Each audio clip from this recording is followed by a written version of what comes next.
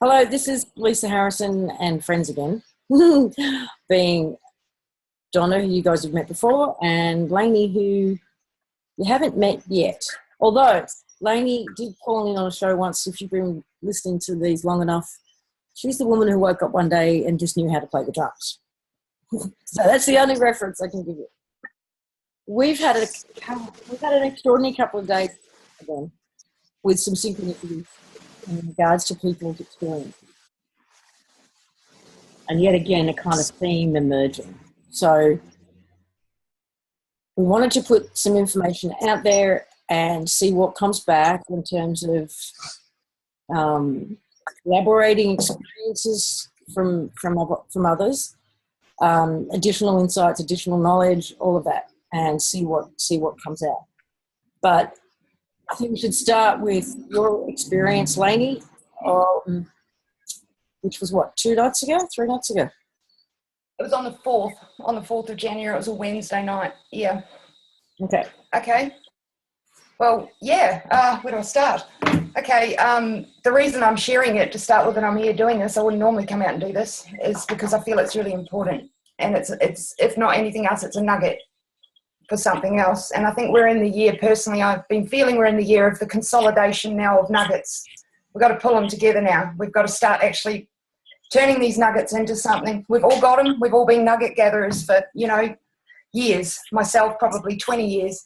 And we've got to pull them in now. And I think it's the year of sharing these experiences. So I'm going to share this one because I feel it's really important on some level.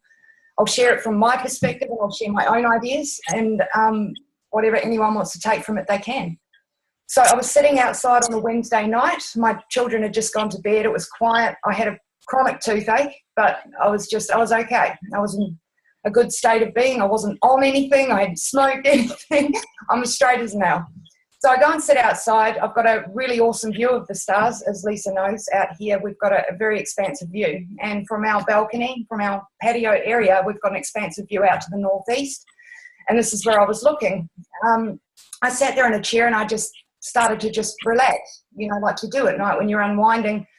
I found myself in that place between two thoughts where you've gone from one thought and you just go into a void inside your own self. You're not thinking really about anything. I was in that place. You'll all know what I mean. And I started to see colour in the sky. It wasn't really in the sky. I just started to see colour. I can't say it was anywhere. It was everywhere.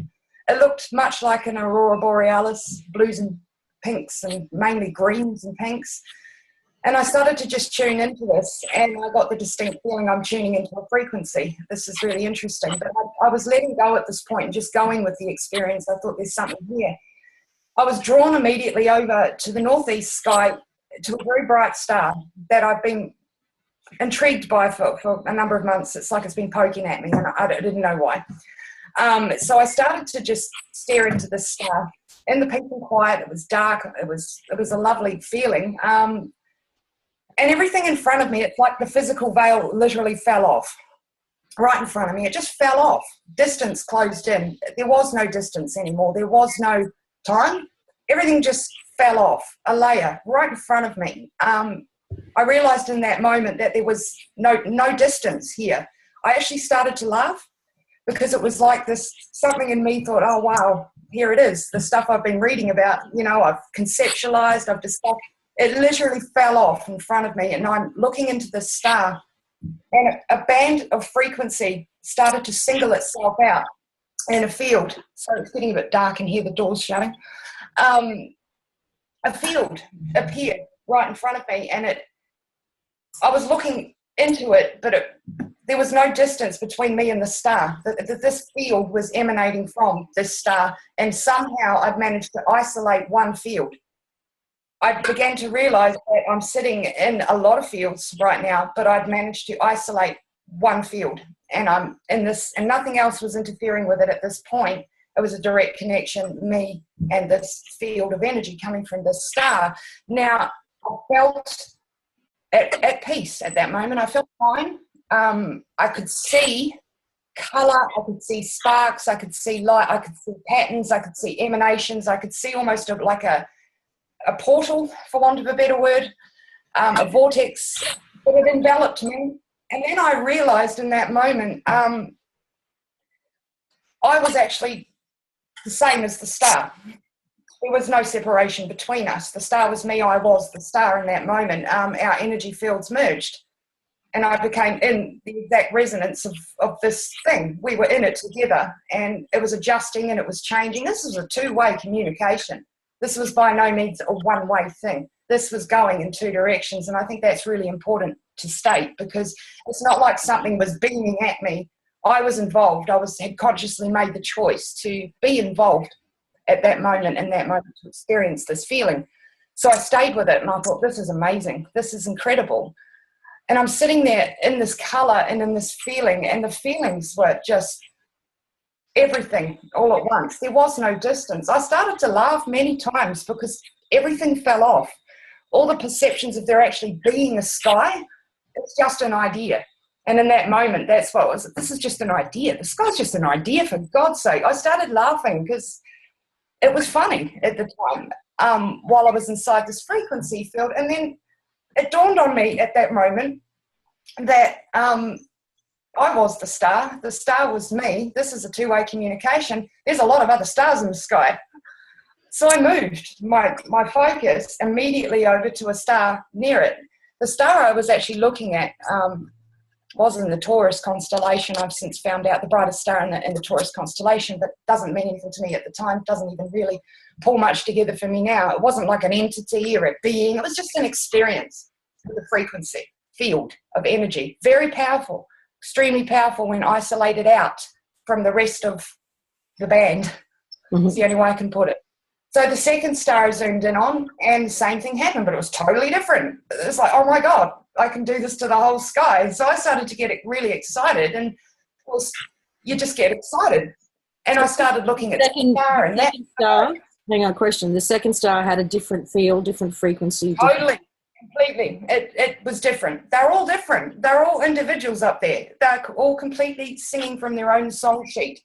It's the only way I can put it. And to put a probably rather tragic analogy on the whole thing, if the only analogy I can place on what I was doing out there, was having a relationship with these things. It was like an orchestra, okay? Because there was sound involved, but not in an audible sense. Like I couldn't hear it with my ears, but there was a multi-layers of things going on here that I was in. I was inside it. I was part of it. I was communicating with it. It's like a band. It's like going to a symphony. And you've got the brass section and the string section, and you've got all these different sections of a band, okay?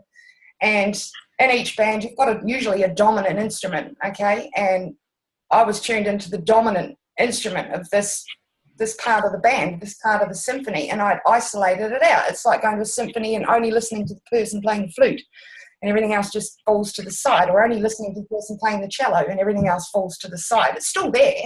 Yeah. And between them all, they make up an entire song, but they've all got their own pieces within the song. They're all singing their own tune. They're all tuned completely uniquely, and it's only when they come together they form a whole song. What I was doing was isolating the frequencies out from one another, and I was feeling them, hearing them, experiencing them. Some of them were not very nice when I interacted with them. Maybe it's my resonance, because what I realized is I'm the same as the star, so I've got an energy field. There is no disconnection here in this moment, none. So that star I'm looking at it going, oh, that's interesting. And then I'm like, oh. And I felt a resistance and almost like an impedance, some of them, and I'd move on. Some of them felt interesting. Some of them came with feelings like memories, reminiscing, a distinct feeling that is so hard to explain, but they all had visuals. I was clearly seeing these visuals, and the more I looked into them and stayed in them, I actually started to shake, my hands shake, because I'm isolating out a field. It's like isolating out any one field of any band when usually you're experiencing them all at the same time. So what I realized in that moment is, holy shit, the sky sings. The sky sings. It was the sky is singing. There's a symphony going on up there that we can't generally hear. But they're all it's a song chart. It's a script up there. They're all singing their own tune. They've all got their own tuning, their own frequency. And I just somehow in that moment managed to single them out and get to know them individually. And some of them weren't very nice. Some of them didn't feel good. And because I was so curious, as you would be when you're having this moment and you realise it's not going away, whether you turn around or whether you hide, it's still there because you're in it. There's no distance. I can turn around and not look at the star. It's still happening because I'm tuned into a field. I walk inside. It's no different. So when you make a choice to tune into these fields, you will experience the field and you will have a two-way communication with it. And sometimes it goes all right, and a couple of times it wasn't going so well. I felt totally bizarre. I walked inside, my partner came home, and I'm going, you're not going to believe this. I'm freaking out, trying to explain it to him, going, how do I put this into words? How do I explain this? I was quite shaken up, yet really excited. I felt empowered having this experience, because what it showed me is a whole other level that, although, it's been written about and conceptualized, it just disappeared. All the idea that we're sitting in, it's an idea. It's the sky is the sky because that's the idea we have of it. That's the physical representation of it. And it's beautiful, don't get me wrong, there's beauty in it. But it's a song sheet up there, and they're singing to us. And I could hear them, I could feel them, and I could communicate with them. I got quite excited. Next morning, I woke up and I was feeling a lot of pressure across my head. I was feeling really strange, and I'm like, I feel odd today. I'm off today. Went to the bathroom to wash my face, looked up, and my eyes were bloodshot. I had a blood spot in my left eye, like a burst blood. My whole side of my eye turned red with blood. Okay? Now, that's interesting. Yeah, I can vouch for that. Frequency, yeah, Lisa can vouch for. I'm not going to put my googly eyeball up for everyone to see, but I sent a picture to Lisa as I was trying to explain this. When you single out and isolate frequency fields, I mean, we all know about frequency weapons and all this sort of stuff, and we're dealing with frequencies. If you single one out of a bunch and have an extreme experience with it, yeah, it can have physical reactions to you. And I had a physical reaction. My eyes were all red, and seriously, I had a massive blood spot in my eyeball, and it was not very nice. So I had a direct experience with the frequencies and the songs and the feelings that these stars emit, and the rabbit holes that sent me down since. Yeah, I'll leave it there for now. So yeah. Okay, well, no, don't leave it there. Go into the first rabbit hole down, which was looking at those images. What happened? The mapping. Okay, well, what happened from there is, I suppose, I had all these moments where all the nuggets that I've gathered and stored away in over 20 years just started to shine up again. And this has been a theme for me in the last 3 or 4 weeks, especially, where information that I've, there's so much information out there, and thank you to everyone who puts it out. Often there's a lot of turds rolled in glitter. It's like a process of digestion. You take on board the information, you assimilate some of it, and the rest goes down the toilet. But you hold on to the nugget, and that's what I think we all are as nugget gatherers. So all my nuggets started to go bing, and all these dots, like my own inner constellation, started to join. I was like, holy shit. And I started thinking about astrology in a new way. I started thinking about all of the information I've read over the years to do with the Bible and Jordan Maxwell's view on it, and the abodes and mansions in the heaven and the angels and the trumpets and the sound, all these things that I've read over the years and taken on board in regard to our planet being like a circuit board, like there's circuitry here. We've all seen evidence of this bizarre circuitry, like it's wired up to something. And then I started to feel this distinct feeling of a feedback loop. Now that's where the 88 comes into it. Really interesting, because I felt this feeling like this is a feedback loop. We've got a choir. The stars themselves or a feedback loop? Pardon? The stars themselves are a feedback loop? We are. We're in something that is like giant, what I felt. This is just my ideas, okay? I'm not saying this is how it is by any means. I've got no answers, more questions. When you look at that 88, because I looked up the constellations, of course I was drawn to look it up and look deeper. I've dabbled in all of this, over the years. You look, you read, you store it away. So I looked up and found out that there are 88 Have you got the distinct. images on your computer in a nice size that you can share screen with? I have. I'm going to find it and figure out how to screen share. How do I do that, Lisa? I don't know how to do that. Green button that says screen share at the bottom of the Zoom. Oh, there it is, right in front of me. It's funny. Elephant in the living room, eh? Where is it? I'm going to find it. Here it is. I don't know how to. Where we go over here. Where have you guys gone? I've lost you. I just turned my camera off so you can screen share better. Okay. Oh, share screen. Is that how I do it? Yep, and then pick the screen. Just do your desktop probably. Okay, I'm just going to move this. Okay, can we see that? Not yet. I thought I'd shared it. Hold on, there's something going on here. I don't know how to do this shit. I'm not good at this. Share screen. Here we go. This should work. Come on. There we are. There we go. Do we have it now? Yes. Okay. All right, so here we go. This is what I found. All right, here's our 88 constellations, all carved up in chunks. And they refer to them as families. Sorry? And they're referred to as families, right? Yes, so we've got 88 constellations. We've got 8 families of constellations, being the zodiac, Ursa Major. It's all across the top there. We've got Heavenly Waters, the Bayer family, and so on. So we've got certain constellations in certain families. And that, for instance, just that, I thought, now that's interesting, because you look at this and it kind of like gives you that whole as above, so below idea of, wow, this looks like a world atlas and this could be the equator. It's interesting. But I looked at it and I thought, now this is interesting, because the astrology and the astronomy that we have all been programmed and indoctrinated to via, all our star signs and all this crap, it's all linked back to the sky, runs through this band here called the zodiac family, right through the center, like a band, through a larger, what I see as operating system. It's like a larger thing, but there's a band that runs through this center piece of it. All the star signs, and they've all got little symbols, and they've been, written and joined into constellations in the sky, and apparently it affects everything down here on the ground, as above, so below. So it's kind of like, all right, well, this makes sense with how I interfaced with something and there was no distance, as above, so below.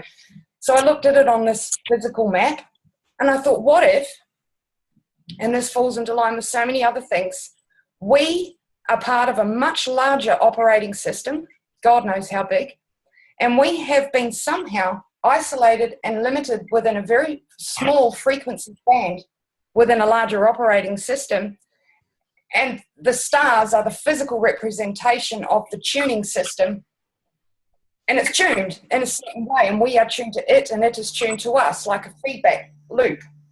Like it sings a song, our DNA, let's bring our DNA into it, because that's very interesting too. When you look at the circling, all the things that circle the ecliptic, we've got our planets, our 8 ruling wandering stars, because that's what they are. That's what they were first termed as, wandering stars. We've got 88 constellations, 8 wandering stars. We've got 12 houses or abodes or mansions, if you want to look at the biblical scripture. We've got, and within each one of those, we've got these joined together patterns of circuitry and stars, which are projecting a frequency field which is connected to us, and we are connected to it, like a feedback loop. And there's our 88 feedback loop. I found that interesting. What I also found interesting is that there are 12 zodiac signs. If you look at the between Sagittarius and Scorpius, there's Ophiuchus, and there's been much talk about Ophiuchus being the 13th star sign. There's much debate between astrologists and astronomy, and that it's not connected, and no, there isn't a 13th star sign.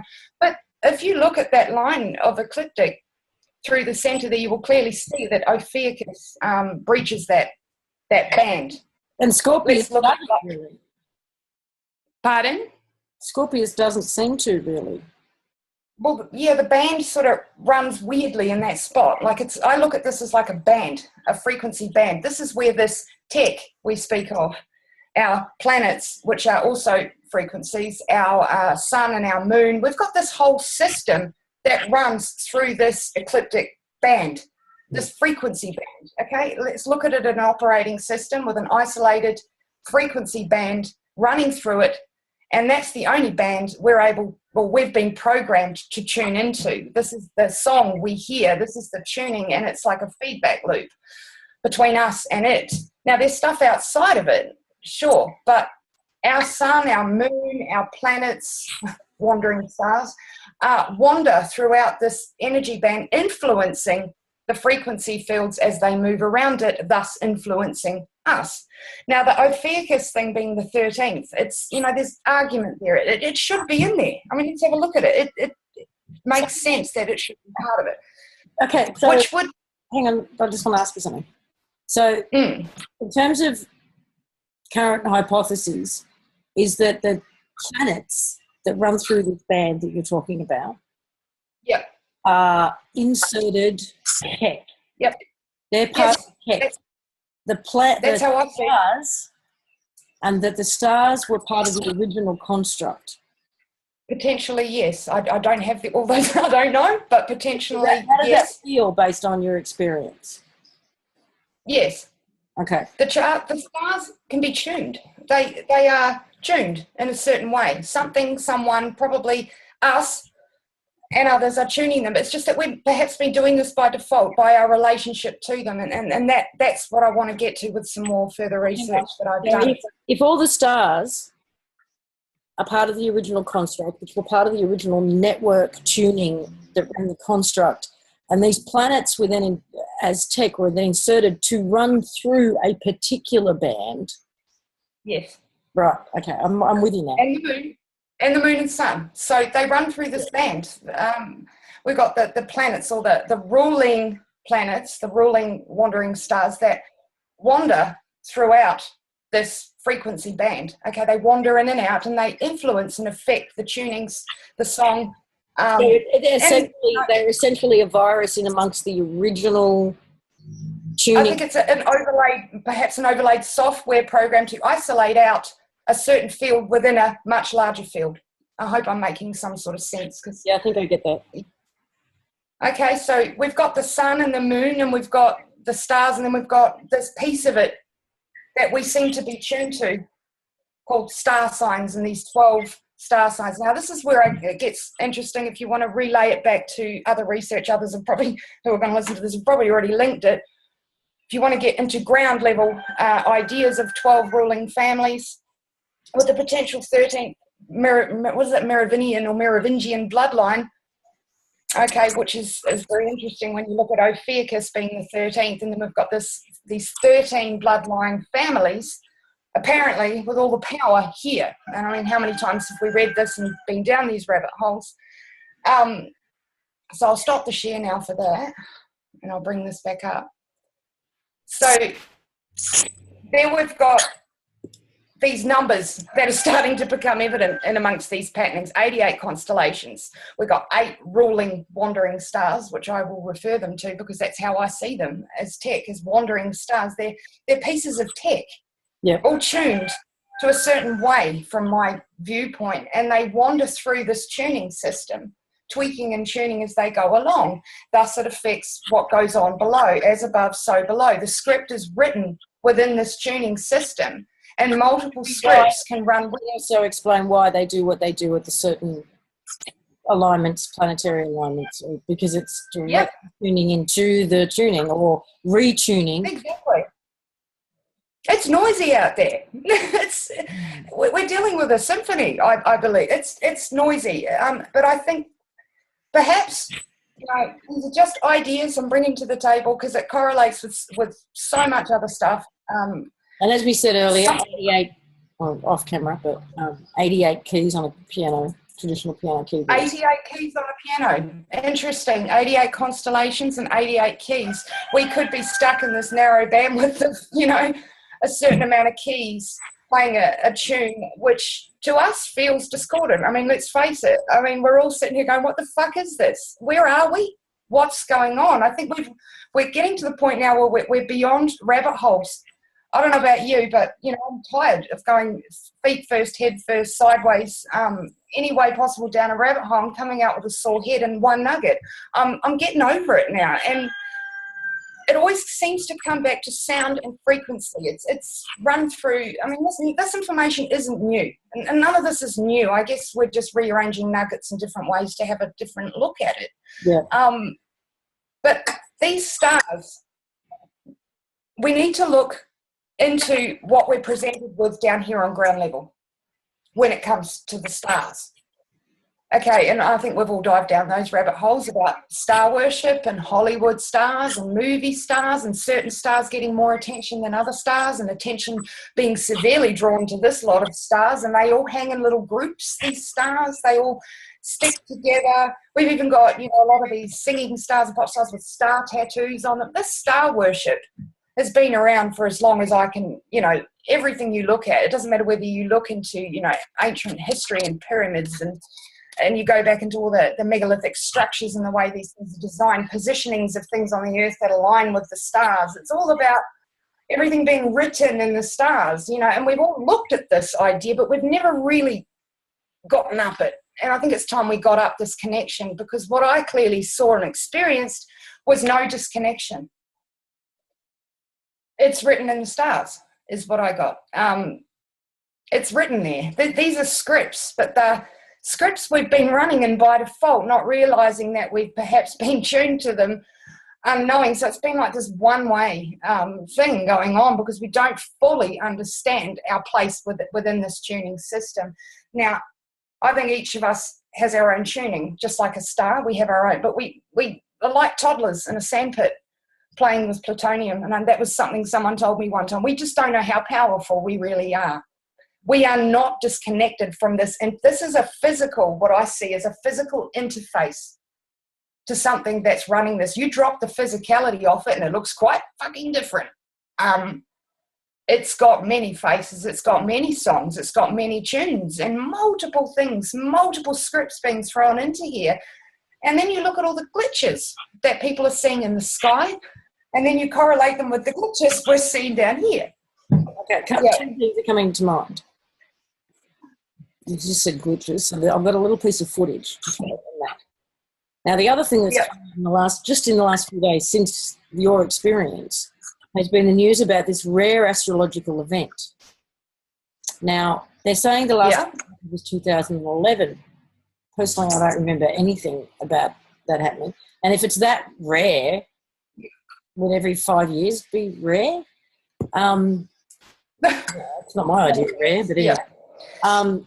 So this rare astrological event started yesterday out to January 7, goes through to February 6, when all the planets move in direct. Now, there was a conversation that Donna and I had with someone about a month ago who said, now, if we could just get all the planets to line up,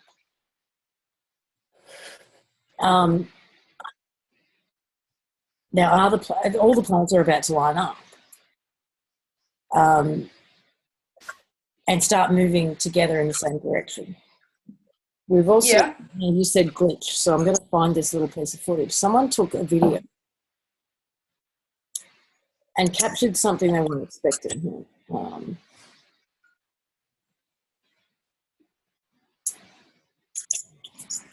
We're looking for something else.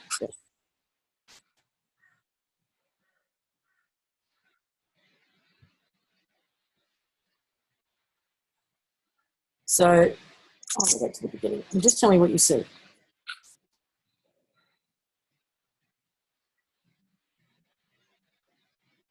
Ooh. You saw that? And that? Yep. Mm-hmm. See those little lines? That's what they were attempting to video. Oh, the scalar looking. Yeah, that's what they were attempting to video. And the other stuff wasn't visible to the naked eye. This is very interesting because it's very similar. Very similar to what I was seeing the other night. So you saw something like that with the naked eye?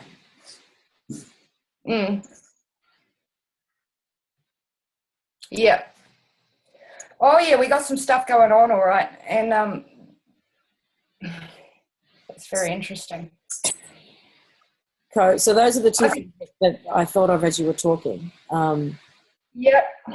The We've got is coming through thick and fast. We're seeing it in all kinds of ways, whether it's, anomalous behaviour of the sun or the moon, or people seeing stuff like that and videoing it. Now we've got planets all heading in the same direction. We've got people, I've seen footage of people, that they've actually seen stars relocate themselves in the sky. They've seen stars seemingly split off and form into two. I mean, what the hell are these things? And if you look up, you just do a simple search, and it's hilarious if you do so, stars close up. Just search it in Google and have a look at the shit that we're given. Scroll down, oh my God. That's whatever. Thanks, NASA or whoever else. And then you'll get the occasional picture of a star close up filmed by someone, with pretty good lens on their camera. I've done it myself. Others have done it. And they don't look shit like these bullshit edited pictures that we're fed. And there's pages and pages of what these galaxies are. We just fed this narrative and this ridiculous story. My question is, what are stars? Come on, we need to understand these things. What are they? Because they play a key role in this.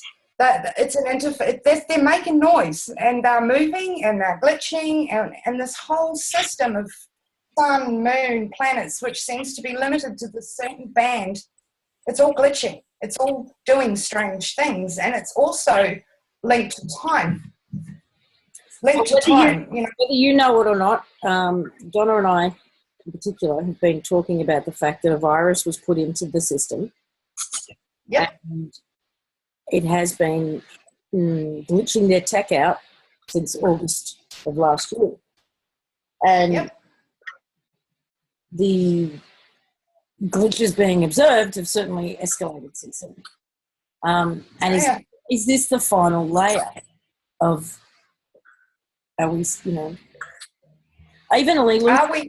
even Lila said that long ago, watch the skies. You'll see it.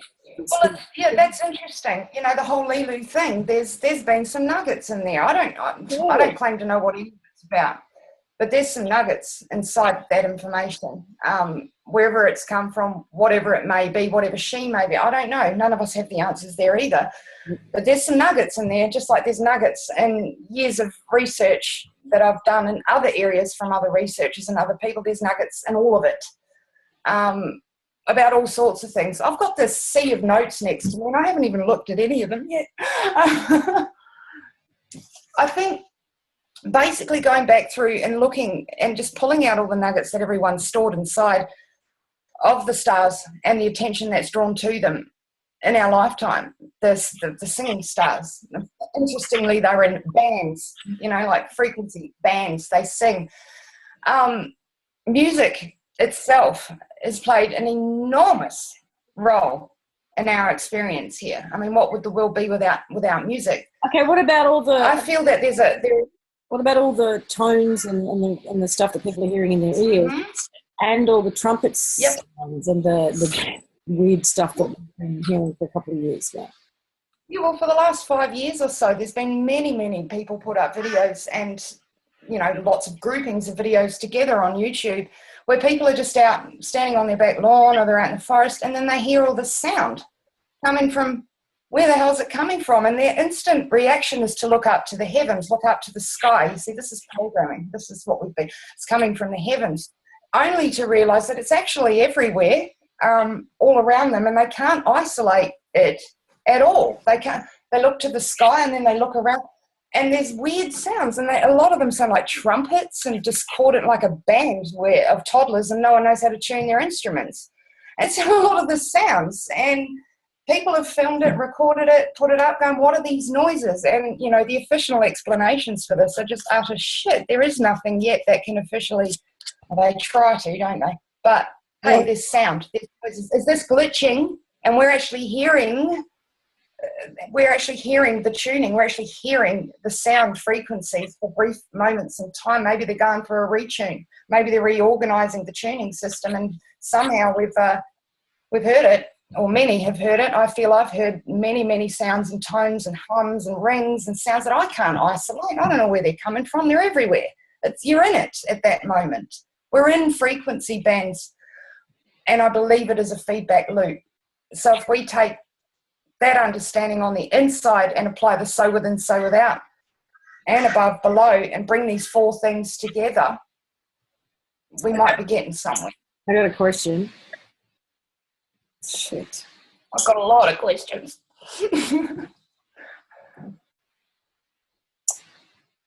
The timing.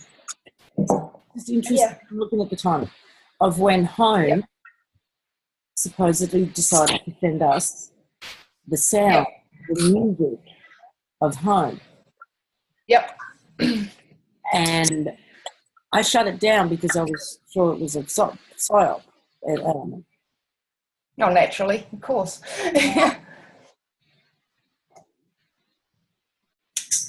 If I closed down and shut that off, they'd made a connection to you, Lainey, on New Year's. They made a connection to my house, that's for sure. Whatever it was. Give you a personal and direct experience, or far out. I don't know. But I'm finding the timing. I'm just finding the timing. Very interesting. Right. So do I. Because I tell you what, the tail end of 2016, I was like, fuck this shit. I'm over it. I'm done. I couldn't. It was like there's all this stuff, but nothing's linking. Nothing's quite. I've been down every rabbit hole and out the other side, and I love the people who I've listened to and brought pieces to the table. But there was nothing that was really pulling anything in. I heavily discern. I discern, and I pick things apart. I don't just take anything at face value. I think the only thing you can really go on is your own direct experiences. And I think we're going to see more of this year. People having direct experience, very direct, interactive experiences, interfacing with whatever it is we're a part of. None of us know. None of us has bought. No one's been able to bring those answers to the table yet of what we are and where we are. We've got lots and lots of ideas, lots and lots of ideas. But as I say, I think it's time for the nuggets to start forming something. And if we play the role inside this thing that I now feel that we do, and we are not disconnected in any way, we know this because you feel that we do. Retune ourselves. You can do that any way you like. You can interface with that. You can interface within. I kind of feel like we're all dots. We're all tuning pegs. And I think we already are and have been for quite some time really messing up their tuning system by putting new songs in it. You know, it's like this tune playing away and then suddenly some guy bowls through with a trombone, you know. And this is, I think, what the planets, this tech's been all this shit. If we can connect and interface with whatever this is that we're a part of, with no fear. I've been down all the fear roads, removing the ideas that something's going to come and get you, or something's going to hurt you, or that you're going to be airlifted in a spaceship. All of these things are narratives in a frequency band. They all exist. Don't get me wrong. All of these things exist, but it's fear. The frequency of fear and fear alone has held us captive in a frequency range that we feel like we can't get out of. And if we dip a toe out here, something's coming to get us. We're going to have a reptile eat us for dinner, or a grey alien's going to come and stick a probe up our ass. I'm done with this shit. I'm done with these ideas. It's an idea. These things have been thought up, just like this pretty galaxy and all these planets and these suns. This is an idea. This is a concept. This has come in to it, and it looks lovely. It's a beautiful story, but it's shit. I'm sorry. It's not my idea. My idea was something else, and that's how I feel. Someone's come in with their own idea and restricted our ability to step outside this frequency band. Now, inside this frequency band, lots of narratives come into it. Grey aliens, reptilian aliens, abductions, all of this shit. And I tell you what, they're really real experiences when you go through them. I've been through a lot of these things myself and come out the other end and dusted myself off and carried on. But what I've come to understand, and really so much so in the last probably 6 months, and the other night sealed the deal for me, is why are we fearing anything? What have we got to fear? You know, there's nothing to fear. And with that fear, it's going to, of course, create a resonance. And that resonance is beaming out and creating a potential feedback loop of fear. Is that what we want? One of the things that we talked about in the LMH members call the other week was that, okay, Danny and I have been saying on the One People show for a while that it feels like the prison doors are open, but no one notices. But we're being so distracted that no one's bothering to push on it and see. Yeah. But now it's beyond that. It feels like the walls are gone. But we are so used to being enslaved. We are so used to being imprisoned. We are so used to it that we don't know how to walk out the door. We have no idea. But that we are in the most creative, freeing space we've been in possibly since this little experiment began, or at least when it was taken over. I believe we're sitting inside a creation space, a giant creation. That's what we're in. Well, that's unfortunate. I have to keep bringing it back to what Lulu said. Actually, she said this. You're in a space now of where you can create, and it won't.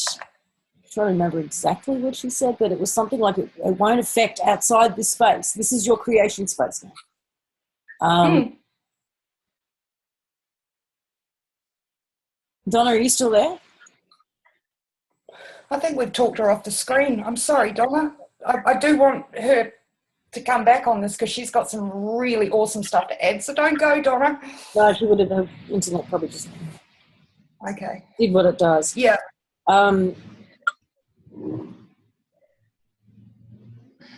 Yeah, a creation space. It's our creation space. I think we're in a frequency range of a creation space that someone else has decided, oh no, we'll have this, we're gonna section out this piece and rule over it. It's someone else's game. It's maybe multiple other games. I don't know. Let's stretch our heads at maybe all these stars, they're part of a bigger network that we could once access. Distance is irrelevant here, and I'm going to keep saying that because distance doesn't even come into it. It's all just there. It's just we've been tuned into a frequency band maybe of someone else's idea. They've pulled us into this space and hooked us into this system, and we feel like we can't get out. So all I'm saying is more and more and more and more evidence that all of their control mechanisms from the construct perspective, are collapsing and falling apart. They are managing to hold it together somewhat on the ground because it shows up there last, but at the level in which they're implementing, that's what's falling apart. And people can't see past that. Maybe we're in this place, this creation space within a bigger operating system, a bigger creation space that, hey, we could have had some part in creating to begin with, to jump in and play in, I don't know. And we got into this part and tuned, and here you are, and you're stuck here now. And we're tuned into this place, and we're like, shit, and this is why we all feel trapped. It's tuned. It's all. Go back to what the kind of picture that we put out a while back about home base, whatever we want to call it, the original construct that we created. Literally a piece is pulled out of it and isolated in that way. Sorry. It's another way of saying the same thing. Yeah. I do feel like we're in an isolated, or what I experience is like we're in an isolated field and we're in a feedback loop system of information. And if we don't know what we are, we're just going to be constantly feeding back what we receive. This is how this thing has been, perpetuated. It's a feedback loop. So if we create new things to feed back to ourselves from within, so without, as above, so below, create your own frequency, be aware of your frequency, get to know it, get to understand its fluctuations and its role, and find its tone. Because I think we all have one. Because last night I played around with this and I got right in it, and it was quite amazing. And I found I don't need to connect to anything, so to speak. I find my own resonance things. And as I send it out, it feeds back to me so I can view it. And it feeds back to me so I can view it like a figure eight. It's very much like a figure eight. And as this feeds back, I can adjust and tweak what I'm receiving and sending. Now, our DNA comes into this. In alignment with the fact that, the idea that the original construct was created in order to essentially respond and give us back everything we wanted and desired. No one exactly. And maybe that loop has been interrupted, intercepted, distorted. Yes. You're saying look at the DNA. Look at it. Like it's back online properly. That we have a more direct. Okay. We are feeling outside of this frequency field again. The more we expand and just bring even what sounds like the most absurd ideas to the table, the more we do this, the more people that come out, which is another reason why I'm doing this call, because this is not something I normally do. Something happened to me on New Year's Day, Lisa. It's all your fault. We need to do this more. We need to discuss and bring to the light these ideas, these thoughts, because others have nuggets. Yeah. And we've got to. Everyone's got a piece. Yes, everyone's got a piece. We all sing our own song here. It's like we're creating our own constellation, I suppose is the best analogy within what I'm talking.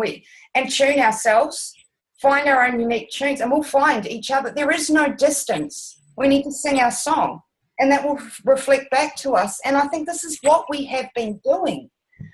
And there are others here who've been in this game playing it their way, clearly playing it their way, because it's a load of shit here. I'm sick of it. It's really just ridiculous. They've been playing this game their way, and we're starting to send a different signal out and feedback different ideas. So our sky's glitching. This is glitching. Yeah. A lot's going on. Donna, hang on. Yeah.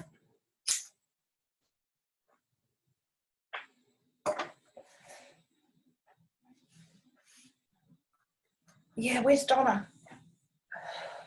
She described it as her intimate dinner poopy. So DNA. Essentially what's going on is you've had an experience that's confirmed everything that we've been feeling into. What it's done, as I say, is it's pulled out nuggets from years of research. You know, I've been, as I say, down every rabbit hole. And the Lilu research, all that stuff is just a piece. I see it as a piece of it. More, and multiple researchers, multiple people, and even digging back into stories from Jerry Wills, Amaramuru, which I listened to originally back in 2007 or 8, somewhere when he first brought that out, of his experience in 1998. And I found some really interesting correlations there too. Because tone, didn't he, Lisa? He used in a specific order. And then we look at what happened to him and how he ended up in some place where there was no distance. He didn't know where he was. There was no concept of distance, really. He was just in a place. And he got told some very interesting stuff. Now, as I say, you just take it for what it is and look at it, and it correlates a lot with the Lilu stuff, with many researchers, lots and lots of people over the years, and stories they've told about tone. It correlates with a lot of Michael Tellinger. A lot of people have got good and bad things to say about Michael Tellinger. I'm neutral. Some of the stuff he's brought to the table is absolutely incredible. Some of his research is phenomenal when it comes to his singing rocks and things like that. And people in there, they're singing rocks. Was it you that sent me the stuff that the Aboriginals here are saying that the rocks are starting to sing?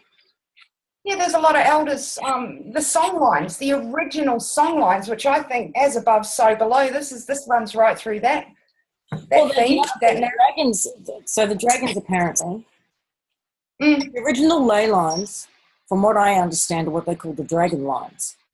That the dragon laid these lines. And that over recent months, we've had all these stories from people and experiences from people who say they're connected to dragons, saying the dragons are waking up and they're cleaning up the lines.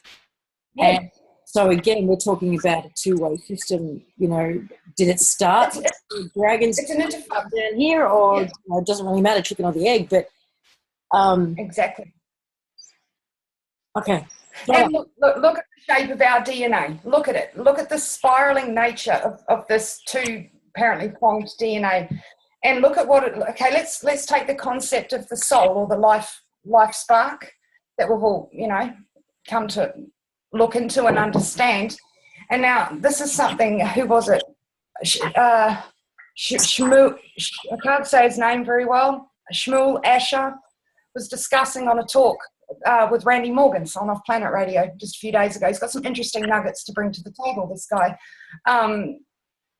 That he talks about the whole heaven zodiac, the whole heaven matrix of how, because that's the whole other side to the story, is how do we keep coming back through this thing? How are we stuck? What's happening? Why do we, I've been here a million times, it's like I've run through multiple narratives, many lifetimes, but our soul memory is drowned out by fucking noise, frequency noise, bands and shit. We can't hear it properly. So we're fed all these narratives of what to expect when we die, and then something recycles us back through the system because we really are lost. We don't know where we're going because we can't hear through the noise that's been fed to us. I think that was very much a manufactured thing. My experiences told me there was literally what I call the rinse and repeat cycle or rinse and repeat system set up that was connected to the moon, and that actually got blown up back in 2011. People here, by humans on the planet, in an energetic way. And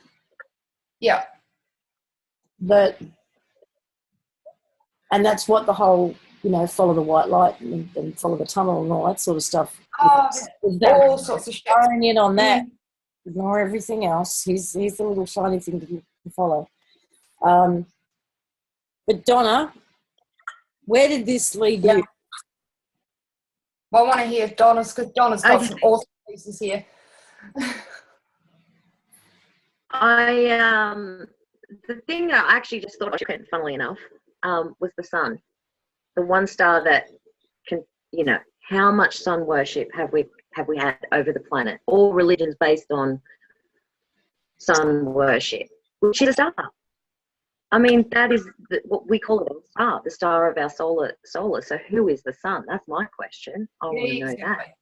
Exactly. So much people sun gazing, sun worship, get the energy from the sun, give the sun. I mean, it's huge, just that alone. Then, of course, I'd go and find research on what stars were and well. Your internet did something, and I have no idea what you said because it did catch it. Well, I sort of got it. So nice. It's been really well behaved today. What did you get? What did you get? Well, just that some worship has been ongoing over the planet for as long as we know. Sun gave. Okay, but I've got something on that one too. I mean, just a personal experience and perspective. I decided to look at the sun anew years ago and try and look at it with sort of unbiased eyes. And back when I was first researching sun gazing in like 2010 or 11 or whatever it was. And a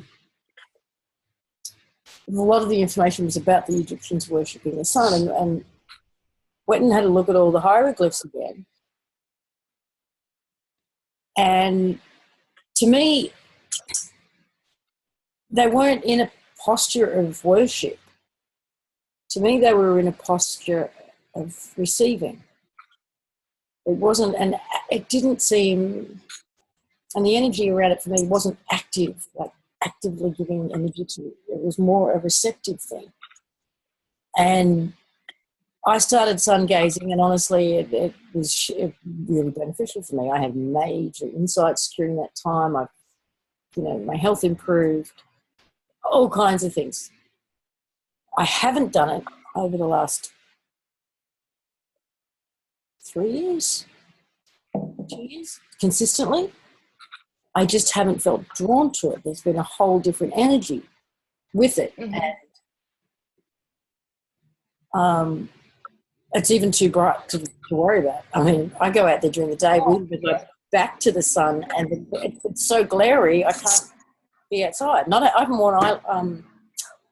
worn sunglasses in years, many years, and normally sunlight wouldn't bother me. I wouldn't need sunglasses, but Yeah. over the last 6 to 12 months, I kind of wish I had a pair. So that's my take. There's also the whole, so many people who talked about the sun being the portal, being a portal into this reality. Yeah. So, and then you go into the biblical narrative of, you know, the research of others, that the sun is the God, the brighter light, and we're all the lesser lights in the sky, the lesser stars, and that's the big brighter star. Like, who is the sun? As Donna said, if we're going as above, so who is the sun? What is the sun? What is the sun? Is the sun really a star? That's the question. And we still don't know what fucking stars are, do we, really? Physically, we're told a whole bunch of shit from NASA about what the stars are. We still don't actually know what the stars are. My experience. Was it like this? Were you talking when you were interacting with the stars? Were they literally an individual consciousness? Were they alive? And they were individual frequency. They were set to a frequency, but my interaction with it became a two-way interaction. Not like I could change the star, but it was like. It's one thing for it to have its own frequency, but that could mean it's just a piece of tech that's tuned to a particular frequency. Or do you feel like absolutely. it a consciousness? Was it a being that had its own unique signature? Or was it a piece of tech that was just emitting a frequency? The stars feel different to the planets, to the sun, and to the moon. There's something different about the stars. Mm-hmm. It's like maybe we are the stars. Maybe we all have a star.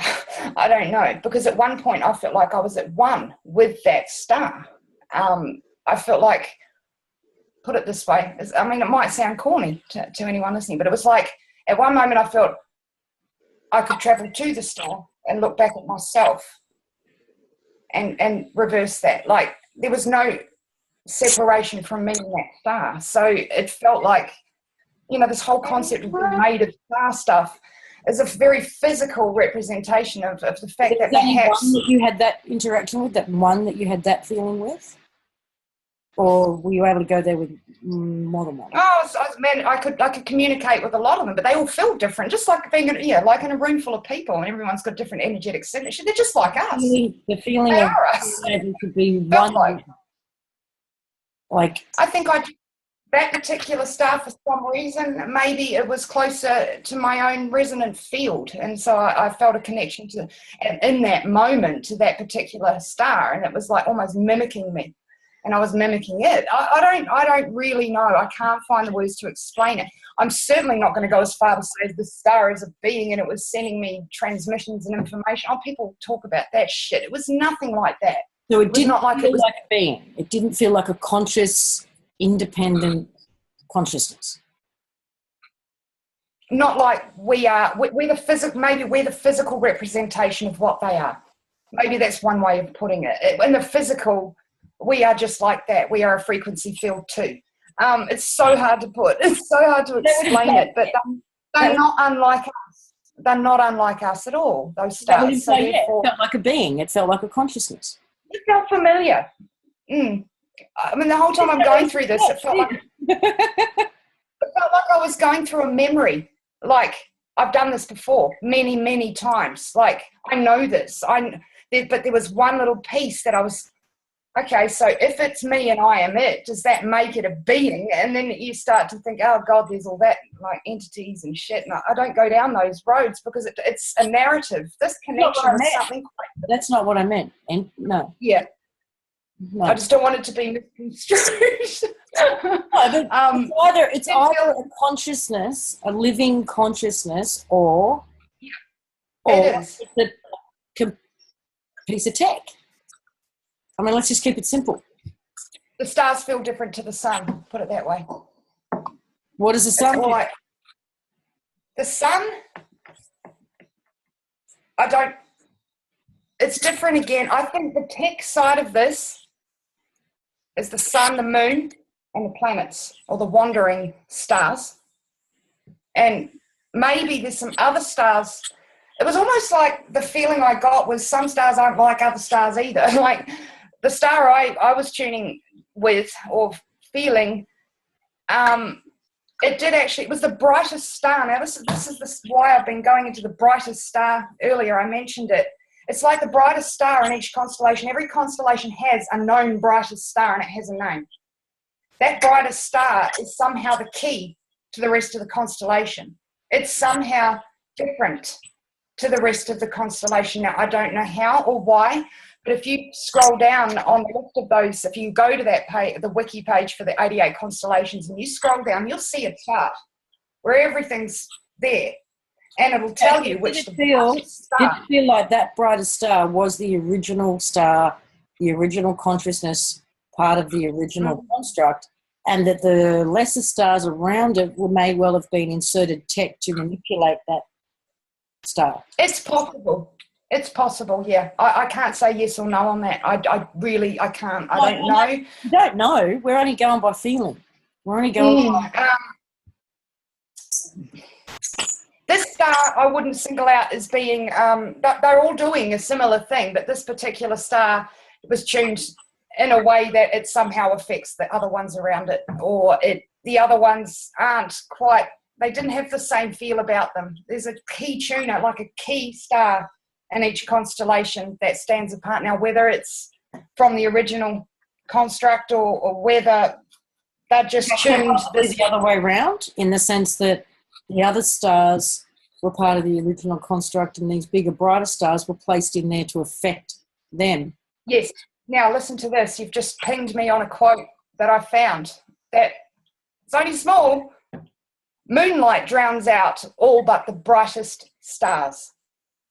J.R.R. Tolkien from Lord of the Rings. The moonlight drowns out. Now, think in sound and frequency. It drowns out all but the brightest stars. So there's something in ones there. that it's where it's the same tech as. Yeah, well, it drowns out the lesser lights. I mean, there's the brightest stars. We've got to remember there's no distance here. You know, they're all just there.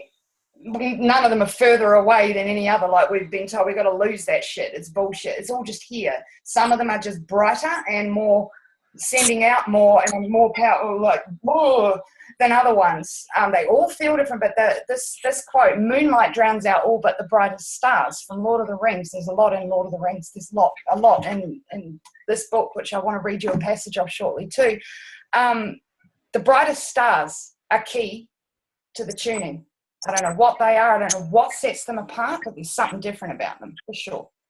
I haven't necessarily been back out and gone and zoned in on all. I haven't even been able to go back out other than a brief glimpse at Sirius the following night, which is another interesting story, because it's been cloudy and overcast. But I've come to understand that you don't actually have to see it. You don't have to be out. It's everywhere.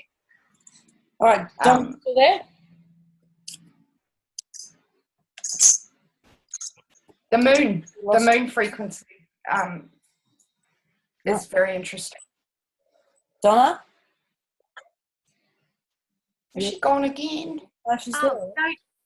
Don't interrupt me. I'm playing Zuma Pokey. Go, Donna. It's your. What do you got here to add to this? There was some stuff you were talking about the other day about what you've seen and what you've experienced with this very same thing I saw and experienced. Do you want to bring all that out? Well, I mean, my focus has generally been over the years the tech itself, so the planets, and seeing the planets as you know, we used to call them dimensions. I started to see them as layers of tech which created certain frequencies and sounds which then controlled, you know, everything else. And it was, each one was like a net, and you could get stuck in it if you focused on it. So everyone that was focusing on fifth was like focusing on a planetary tech, which then they were harvested. So I saw it, and it was a loop. I saw it going from, you know, this bioorganic quantum computer through the Earth, up through the planets, down back through into the Earth and into all the individuals. So that kind of really lined up with that, but I never focused on the stars. You know, that's a piece I just didn't pay attention to or focus on. Yeah. I did a little bit of research since we talked, and some more science research on what they do say we have. Number one, I don't think the scientists know what the hell they're talking about, because honestly, they're saying the only way that they can figure out what the stars are is through telescopes and through technology, and the only thing they can get information from is through light or frequency, or, you know, basically various types of radiation, which I found interesting, because then basically what they're saying is we don't know what we're talking about, and trying to recreate these experiments on the Earth, and I'm like, how do you do that? There was a university that said they can now prove that stars do emit their own frequency and their own sound, except in a frequency that we can't hear. Okay, I'm freezing up all over the place. I'll turn my camera off. Laine, can you turn yours off too, and then Donna's mic? No, it wasn't actually the Zoom freezing up. It was my computer itself. Oh. So I was trying to get the notes up. And yeah, okay, I've got it. Now I have to... Okay, so a team of researchers found the first evidence that stars generate a sound of their own. Although the result is distinctly otherworldly, at nearly 1 trillion hertz, the sound generated in the experiment wasn't something fit for human enjoyment, which takes me back to what Laine is saying about, you know, some sounds are just really, when they're coming through, not pleasant. Yeah. The human ear recognises pitches from 20 to 20,000 hertz. One of the few locations in nature where we believe the above effect, interesting, the above is below, would occur is at the surface of the star. So this is coming from the University of York's Dr. Paisley, who worked with scientists from Tate Institute of Fundamental Research in Mumbai, India, and the Science and Technology Facilities Council Central Laser Facility in Oxfordshire. When they are accumulating new material, stars could generate a sound in very similar manner to that which we observed in the laboratory. So the stars might be singing, but since sound cannot propagate the vacuum of space, no one can hear it. Well, yeah, okay. So again, we have to take all that with a grain of salt, because is there space? And yeah. Maybe the frequency band. Yeah. I mean, everything that I have, it comes back to, it is what Tesla says, everything in this universe is based on frequency, sound and vibration, and how it forms and how it's put together. And there's been an absolute interference, in my opinion, of created tech or taken over tech or whatever it might be to influence not just that, but what we see, what we perceive, the storylines that are fed to us, what we feed into, and we do create through frequency, sound, and thought itself creates frequency. Everything we do, every action we have, it all comes down to those three factors. So yes. Yeah, it does. It always seems to come back to sound and frequency and our relationship with it. And I think this is why we need to get we got to dig deep and get a truer understanding of our relationship to what we're interfacing with, what we're a part of, what this actually is. You know, people are fearful to, I guess, step outside certain narratives, and you know, I understand that. You know, there's comfy places, but yeah, you're right, Donna. That's what it all keeps. I was thinking about there's a lovely, beautiful woman I know in the UU just really starting to step into that place of no fear, 0.0, really stepping into a power. And she was it's so funny the way that you described the star, you know, coming towards you and she's having that with, like, I guess her big self, who's coming forward, and then when tries to label it, and when she tries to put it in a box, it goes back away and goes, "No, you're not getting it. I'm going away again." And with there was a post also in the review room that was, so many people are talking about this ringing in their ears, and they're like, because you can take it either way. There's a whole bunch that are going, "Oh, it's interference. It's, they're trying to get me. I've got to shut it out. I can't handle it." But what if this is just frequency of yourself trying to get your attention, trying to get you to pay attention, trying to get you to tune into it? I mean, what if it's just simply, it's just that? Because that's what happens.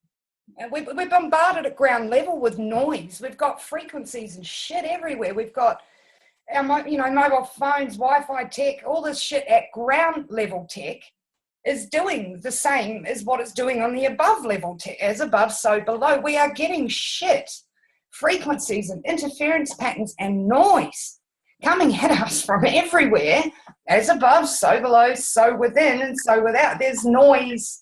We've been living in a sea of noise that we can't hear. But I think a lot of us can hear it, and we can feel it, and we're starting to understand. It's like this thing is retuning. And every now and then we're getting "Oh, what's that?" and "Oh, what's that?" And this thing is somehow. How many times over the years has it been about sight, and how our eyes can only perceive a certain frequency of light, so therefore we can only perceive what we perceive within that frequency? Yep.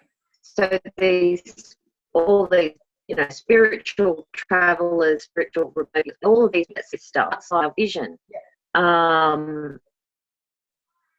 We've started to accept that mind is we can see our own vision. So we hear beyond our own, hearing range.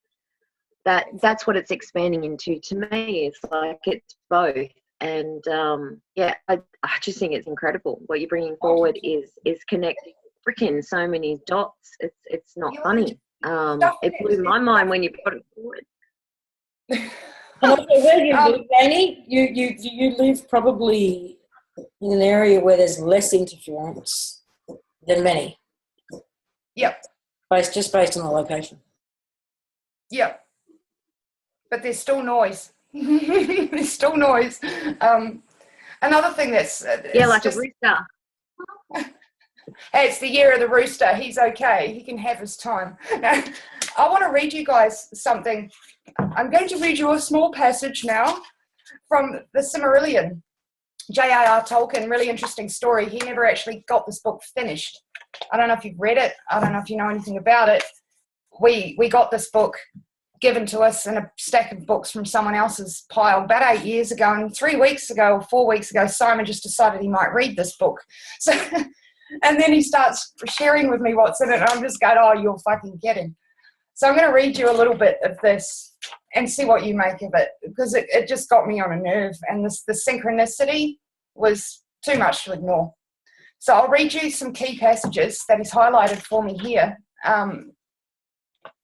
There was Eru, the one, who in Ada is called Iluvatar, and he made first the Anua, the holy ones that were offspring of his thought, and they were him before aught else was made. And he spoke to them, propounding to them themes of music, and they sang before him. And he was glad, but for a long while they sang only each alone, or but few together, while the rest hearkened. For each comprehended only the part of the mind of Iluvatar from which he came, and in the understanding of their brethren they grew but slowly, yet ever as they listened they came to deeper understanding, increased in unison and harmony. And it came to pass that Iluvatar called together all the Anua and declared to them a mighty theme, unfolding to them things greater and more wonderful than he had yet revealed, and the glory of its beginning and the splendor of its end amazed the Anua. So they bowed before Iluvatar, and they were silent. Then Iluvatar said to them, "Of the theme I have declared to you, I will now that ye make in harmony together a great music.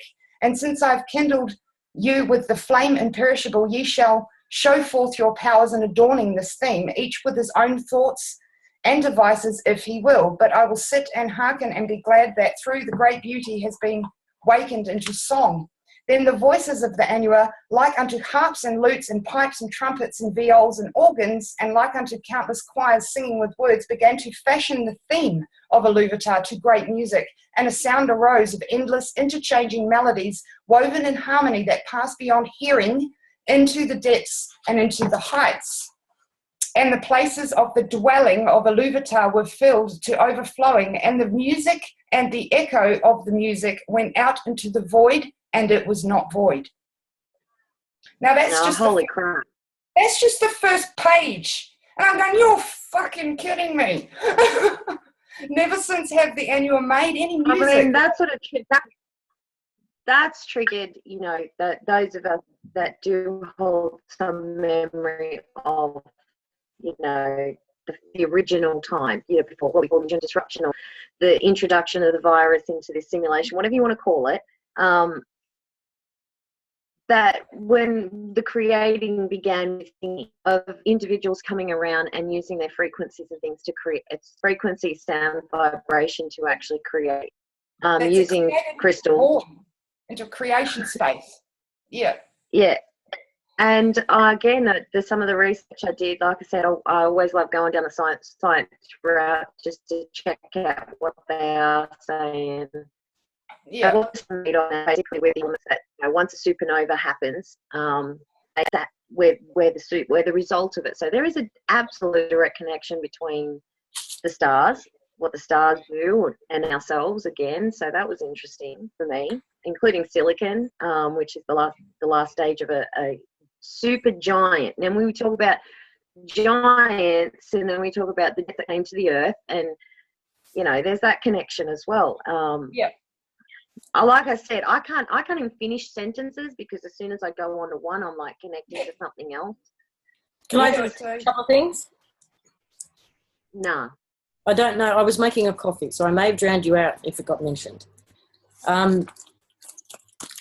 Helium, this new energy wave that's been coming, there's been a couple of YouTubers saying that it's actually a helium wave and that no one wants to acknowledge it because it means that there's another body in our solar system, red dwarf, Nibiru, whatever they want to think it is. But could some of these stars, whether it's the inserted tech or whether it's the original construct stars, say it's the inserted tech, is it them blowing up and dying, so it's sending out all this helium, or is it the original star construct stars waking up and retuning and it's releasing all this helium in the process? That's interesting. That be happening. Because there is a physical aspect to all of this. There's a physical... Well, look at what we saw going through a purge. Very, very physical. There is a few stars that don't make it. There's a few stars that don't create what they call black body radiation. In other words, it's not creating sound. It doesn't have frequency. It doesn't have. We could call them solar stars if you want to put it that way. And so there are different types of stars. And as far as the helium goes, that's not actually like what I talk about with the giants blowing up. You know, they're still burning helium, which is I think second or third stage of a star burning. But it could be an indication of a bunch of stars that are going through a helium process and releasing that because they're burning it off and they're releasing it as they do so. Well, they're changing. I think stuff's changing. It's changing. Maybe a metamorphosis process, an alchemical process of transmuting. I don't know. I feel there's some sort of alchemical process taking place. There's some sort of transmutation from one thing into another. And these things can change. I've experienced it. The frequencies alter and change, and we somehow play a role in all of this. The other thing I wanted to... I don't know why I didn't think of it earlier. I should have heard of it. I should have remembered it as soon as I heard the number. There is a complete conspiracy theory around the number 88. Did you guys know that? Oh, no. I came across it about 2 years ago, maybe 3 years ago. And I'm trying to find, because there was a brilliant series of videos that this guy had done on the number 88. And I've just gone into YouTube to try and find them. But there is a whole, and I can't remember what was said, but at least one person that I came across has dedicated a lot of time to the number 88. That's interesting. But you guys are all Yeah. like, 11, 11 and all this stuff. He said it's 88. 88's the one. It's not 42, it's 88. Yeah. Yeah. Okay. That's extremely interesting. I just find the correlation between the 88 mapped out constellations by a governing body who governs our sky and governs the way it's mapped. So very interesting if you look into a bit of that stuff and you think, holy crap, there's a lot of work that goes into this. There's a lot involved here. This is very important. This interface, this physical version of, you strip the layers back, it's not stars, it's something quite different. But there's a lot of effort. Number 88 looks like the infinity symbol. It also looks like a Mobius strip. DNA, feedback loop, it could be seen in many ways. A snake eating its tail.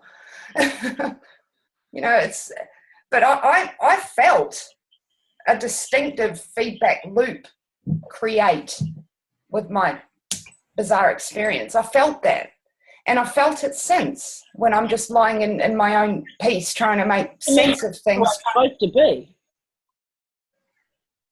I missed that, sorry, Lee. That's the way it's supposed to be to me. I mean, we've called it God, we've called it the universe, we've called it all sorts of things that, you ask and you shall receive, and that's the way it was designed, Yeah, exactly. And I think that's what it's been doing, but we were just cut off in a frequency band and not understanding our relationship and how it works. It is a two-way thing. We're not disconnected from anything. We're in it. We're part of an operating system maybe, or something that's some advanced thing. And I still just feel so strongly we're just in a very isolated frequency band, which look at a piano with 88 keys, and if, maybe we're only tuned to 12, there's only 12 keys they're working with, and it's being tuned in a small bandwidth of frequency. 12. And that's their tuning mechanism. It's the way it's done. I don't know. Just ideas. Is breaking down, or you wouldn't have been able to have that experience. That's the point. You can't see it unless you've already broken the program, in my opinion, unless you've already gotten past the frequencies of that they're spitting out and keeping you locked into. You can't see any of it until you've actually broken it. Because that's the virus that with the AI tech that everyone's so scared of, that keep thinking it's here on the planet. And it's, it doesn't just here on the planet. It's not here on the planet, but it is here on the planet because everything's fucking connected. There is no distance between us and the tree. There's no distance between us and it. The fear that's placed around everything. Back to the Future. The car needed to get to 88 miles an hour. Oh, shit, so it did.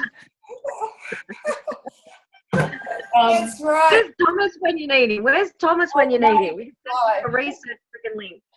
Give us the links, Tom. Where are you? Well, that's interesting too, because that relates to time travel, yes. And there's a movie called 88, and it's about a woman being stuck between two times. I haven't seen the film. Simon found it actually when I was going on about this 88 thing, and he said, there's a movie called 88, and I looked it up, and the plot, that's about time travel too. I think that's what the conspiracy guy was on about, was how 88 keeps coming out in relation to time travel. And time looping. I mean, part of the memories I have is like right back in the beginning when this tech took off, it created some kind of separation of us and some kind of levels of frequency or levels of who we were had access to, where we could create in a certain way and we were no longer able to do it. And it's been like a battle to get back to that place ever since. And I think that's where we're at. And I think it's been so long, I think we've all forgotten how to do it because the walls are open, as Lisa said. I think we're starting to remember our how we're connected and how we can interface with it. We've been so indoctrinated with distance and everything's so vast and miles away. They could just go the opposite. I always apply the opposite logic rule to most things, and it's usually closer to what I feel is a truth. Just reverse it. flip it. And it makes more sense to me. I don't know about anyone else, but we're fed an opposite story. We're fed all this shit. And in recent times, we've had so many new narratives just appear out of nowhere into this thing, and everyone's going, what? I didn't see that back in 2013. Where did that come from? I think Lisa referred to it as layers coming off, and things are popping up. It's like, how have I never come across that before? I've been down that rabbit hole, never saw that. Where did that come from? I think new narratives keep Like maybe feedback. in the living room in the 1950s. Yeah, that. I mean, and that AI discussion with the guy standing up, it was apparently done in 2013, saying there was these computers were all everywhere, and it's like, what? I know, that's one thing that really blew me, because I mean, I've been following, just like Dee, I've been following that quantum science route for so long. I've been tracking that technology, and I know for a fact that I was watching this article going, oh, you know, because, and I saw it was like friggin' a Tesla machine. It was that huge. And this was a year ago, saying, well, they've just managed to build, you know, the first quantum computer. It's so basic, it would have been like the first supercomputer. Huge and ungainly and everything. And then fucking a year later, I'm like, what? Nah, no way. Not in my reality. That was not there. That's new narrative inserted. I think we've had hundreds of new narratives. Maybe we're creating I some think new that's part of that you know, dialogue again of people saying time is linear, and it's not. It never has been. It doesn't work that way. No, definitely not. It's I don't know quite how it works, but it's certainly not linear. Linear is just such a, I don't know, preschool way to look at it. You want to have a look at the thing I found? I don't know, I'll share screen. It only goes for 5 minutes. Okay. Supposedly trapped.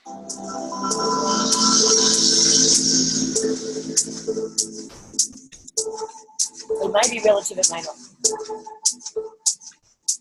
For the past year or so, I've been obsessed with the subject of time.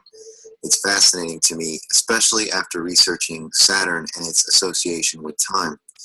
So when I see a story from earlier this year that was reported on by the corporate media and many other outlets about a British man that was supposedly trapped in a deja vu time loop for 8 years, I saw another piece to this time puzzle.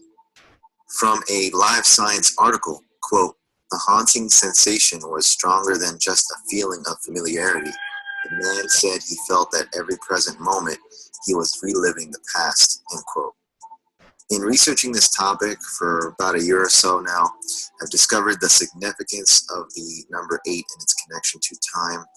I've covered this briefly before, and others covered it more extensively, like Enter the Stars on YouTube. It's no coincidence that 8 is the number for this deja vu time loop that this man allegedly experienced. It's also no coincidence that an hourglass is shaped like an 8. 8 represents the construct of time. That's why 8 is another variation of the Ouroboros, the snake eating itself, which has everything to do with time. And this suspicious story, as I saw it, brought to mind the film Source Code, which features a plot about a deja vu time loop computer program called the Source Code, where a man's consciousness is sent back in time to relive the final 8 minutes, last 8 minutes in someone else's body, attempting to create an alternate timeline of reality. So we have a time loop that is set to 8 minutes, the final 8 minutes of someone's existence. When you realize the occult significance of 8 and its relation to time, it all begins to make sense. Even some of the film's promo art featured an 8 as the hourglass, because this is exactly what the number 8 is. So if 8 represents a reality, a construct of time, what happens when there are two 8s, double 8, 88? Well, we now have the convergence of two realities, two worlds colliding.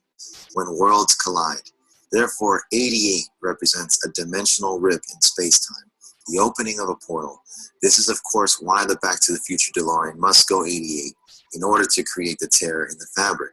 This is why in another 80s film called Buckaroo Banzai Across the Eighth Dimension, features a time travel vehicle called the HV-88. I stumbled upon an episode of the old TV series called Goosebumps, which is based on the extremely popular and controversial Goosebumps book series of children's fiction horror. And these books were shockingly popular, and I, of course, read them myself. As it turns out, if you do a little research on Goosebumps and its dark history, you'll realize why it was so popular. In the episode called The Cuckoo Clock of Doom, a child travels back in time by turning the head of the cuckoo backwards. In attempting to get back to his original timeline, he accidentally breaks the number 88 off the clock. This year represented the year his younger sister was born, therefore erasing her from existence. Again, you will always see the number 8 playing a critical role in anything relating to time or time travel. This is why in the time travel film Donnie Darko, it takes place in 1988. Time's going backwards. Jeez, I think we'll get a writer on our hands. That'd make a great science fiction story, son. Time going backwards. Another example is the very esoteric film Cabin in the Woods.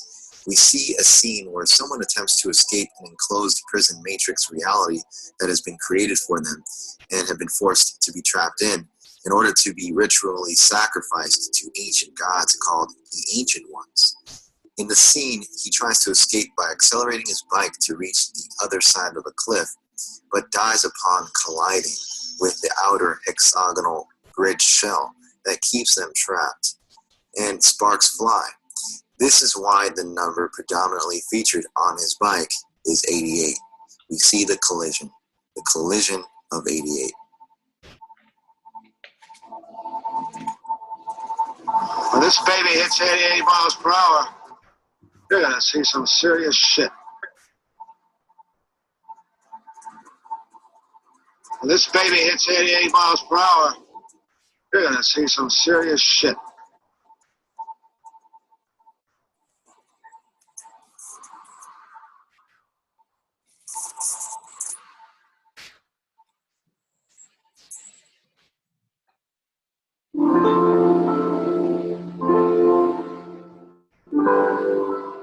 Wow.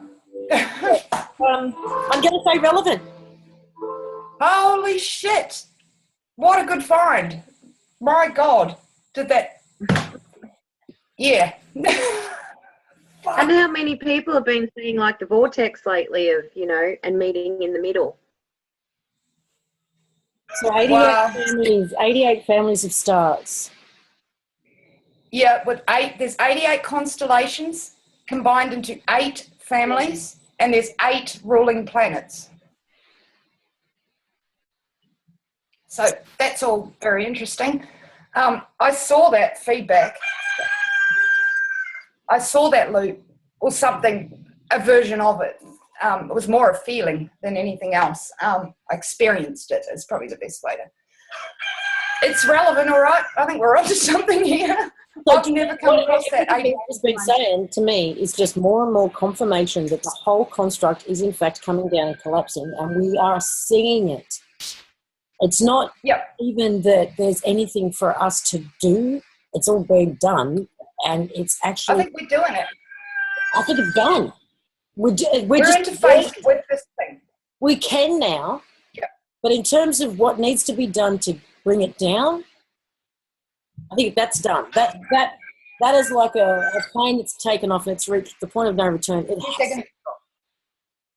I agree. But what we're doing is observing, and then these new abilities are starting to come back because it's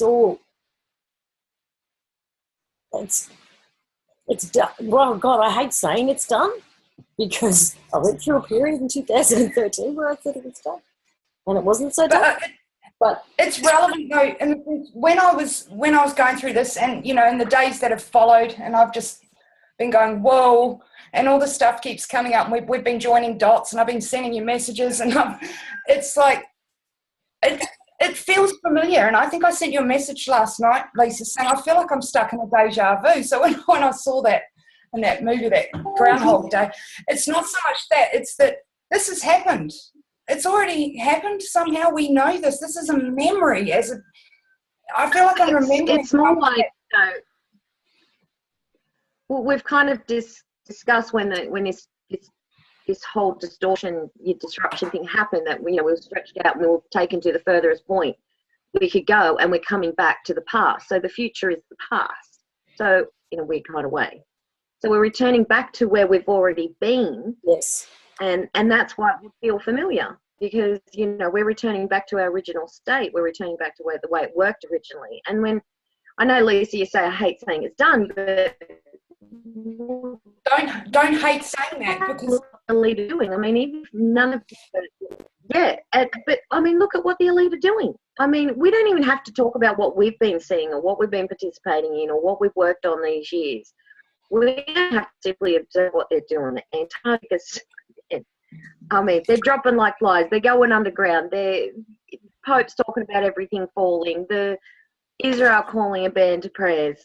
I mean, there's so much evidence just on, just looking at the way they're acting and the way they're behaving. They know something's up. We know that they know something's up, and they're worried, and you can see that they're shitting themselves. But we're not. That's the funny thing. I mean, I think we've all been like, for so long. We're all coming into a place of, I'm all good, and they're the ones going, So something's changing.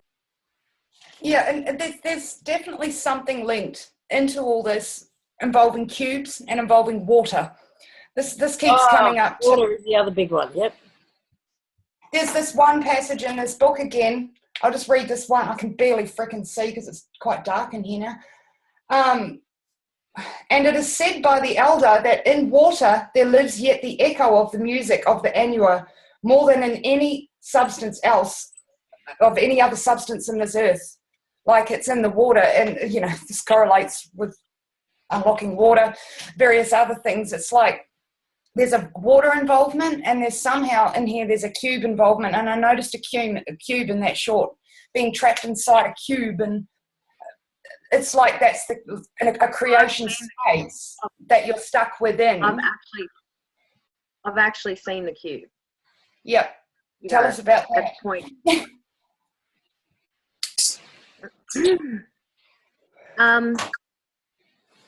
Well, okay, so this is going back a few months ago, but yeah, I found myself in a space where I could see the tech, like, the way it worked, similar to the dark crystal, funnily enough, the way those planets move around, all connected. And I could see the outline of the cube from that space. As soon as my focus is anywhere on this side, can't see it, can't observe it. But also it seemed like it was lined with some like circular dome. And you sent a message to Lisa with a picture that was in a circle with like a portal at the top. And I just went, holy crap, that's the inside of the cube that I saw. I can tell you. And I just was it was, in case you can bring it up, Laine, it was the first one you sent me out in all of it with the Elder Scroll cosmology. I think is. Oh yeah. Mm-hmm. Yes. Yeah, the correlations with Elder Scrolls and yeah. There's a lot of cube worship, and we have the cube in Mecca. Then we have the Sanskrit, talking about 4 gateways out of here, and that's right. It's all in a cube. It's the cubes everywhere. It's in the Bible. It's in the Middle Eastern philosophies. It's in, it's more philosophy than religion, because that's a way of living. And then it's in it's everywhere. It's friggin' everywhere. It's in movies. The cube is a massive key to understanding what we're in. And I think I've got this. What was the other thing you mentioned? Oh, the water. Yeah, I can testify to that, because I think in that crew they said, the element I work with is water, and I use water to read people's energies in their body. I used water to unlock ancient memories in my cellular code. I mean, water is huge. And then we look at Dr. Emoto. Oh, yes. Yeah, we can't discount that. That is incredible.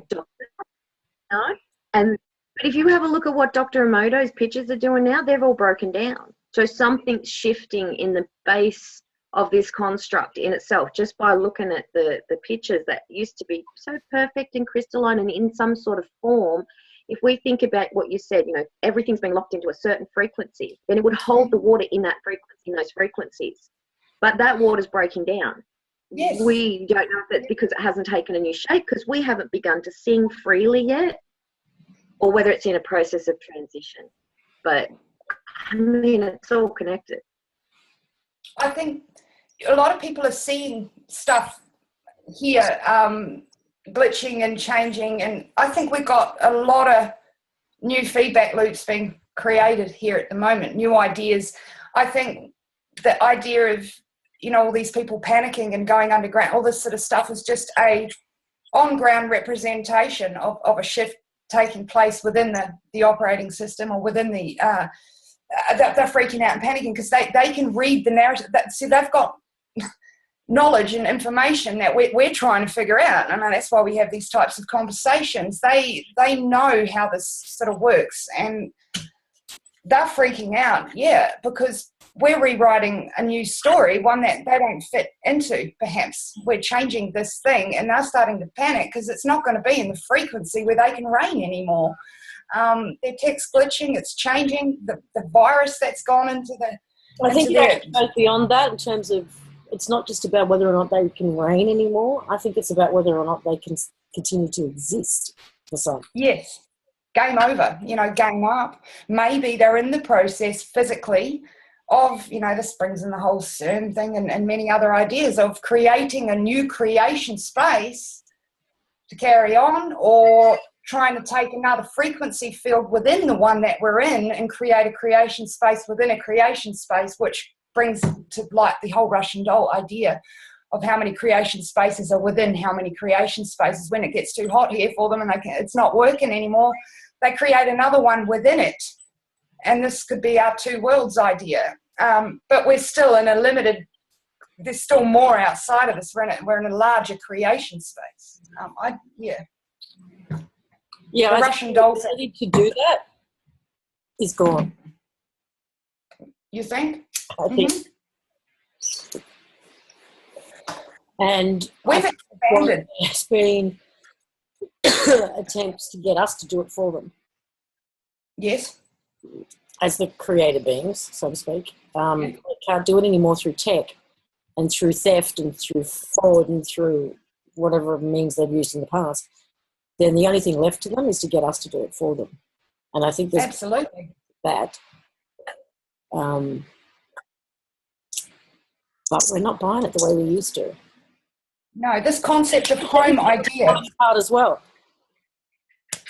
Now, this concept of home could be a mining of our memory of a time where it was tuned differently and something's triggered us to remember, holy shit, and I wouldn't, and we want to recreate it. So we're going into this conscious feedback loop recreation of home as we all remember it, and we're all actively creating that home. Maybe there's something trying to, we like that, we'll get them to create it. They're creating it. There might be some sort of interference where they are, in fact, getting us to create somewhere for them to go so they can do this all over again. Maybe. I don't know. They need a place to play their game.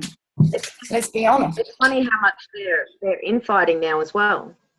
Like they're like little children bickering at each other at the moment. But even the Pope did a sermon in November about the virus that he can, and it's disrupting unity in place. Unity with all selected and frequency we're all trapped to. Go robo. Stop. Yeah. Try again. Where was I up to before I went robotic? The Pope made a speech about the virus.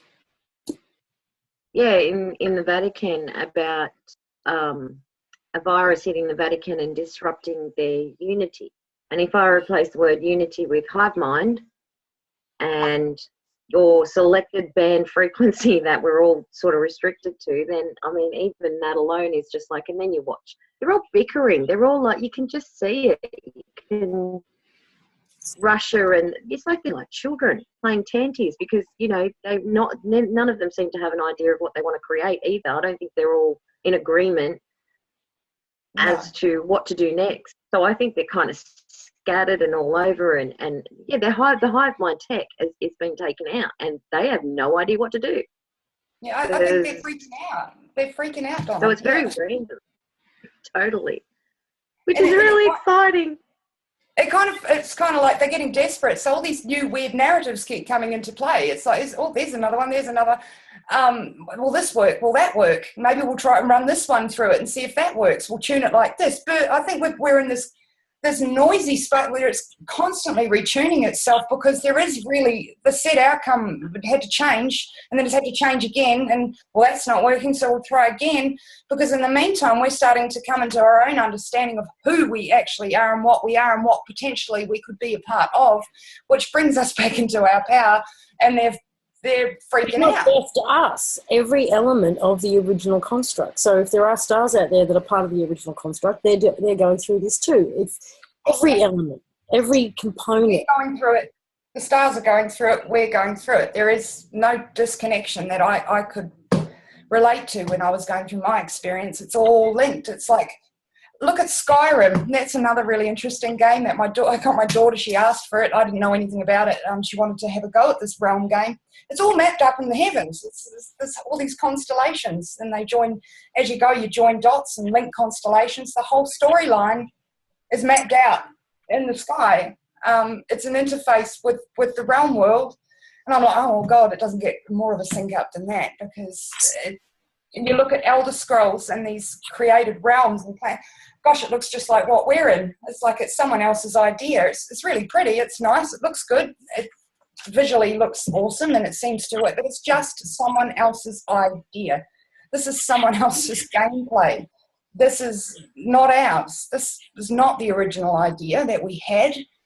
It's someone else's gameplay. These are someone else's thoughts, and we are now injecting our new ideas, or maybe our original ideas, back into this game and interfacing with it. Because the way I see is if we're interfacing, well, we're always interfacing. I just don't think we've realised. It technically makes us programmers, does it not? It's an interactive game. It's interactive. Yes. But how many spiritual people, know that they're like empaths? Hang on, I'm going to turn my video off. And the empath goal, I said, at its highest level, is a light code programmer. You're not just there as a victim to receive energies. You're receiving those energies for an opportunity to rewrite them. And you do this through thought. You do this through intention. That is how you change the game on an empath. A lot of people they're so busy trying to block energies that they've not really, felt into what they're capable of doing.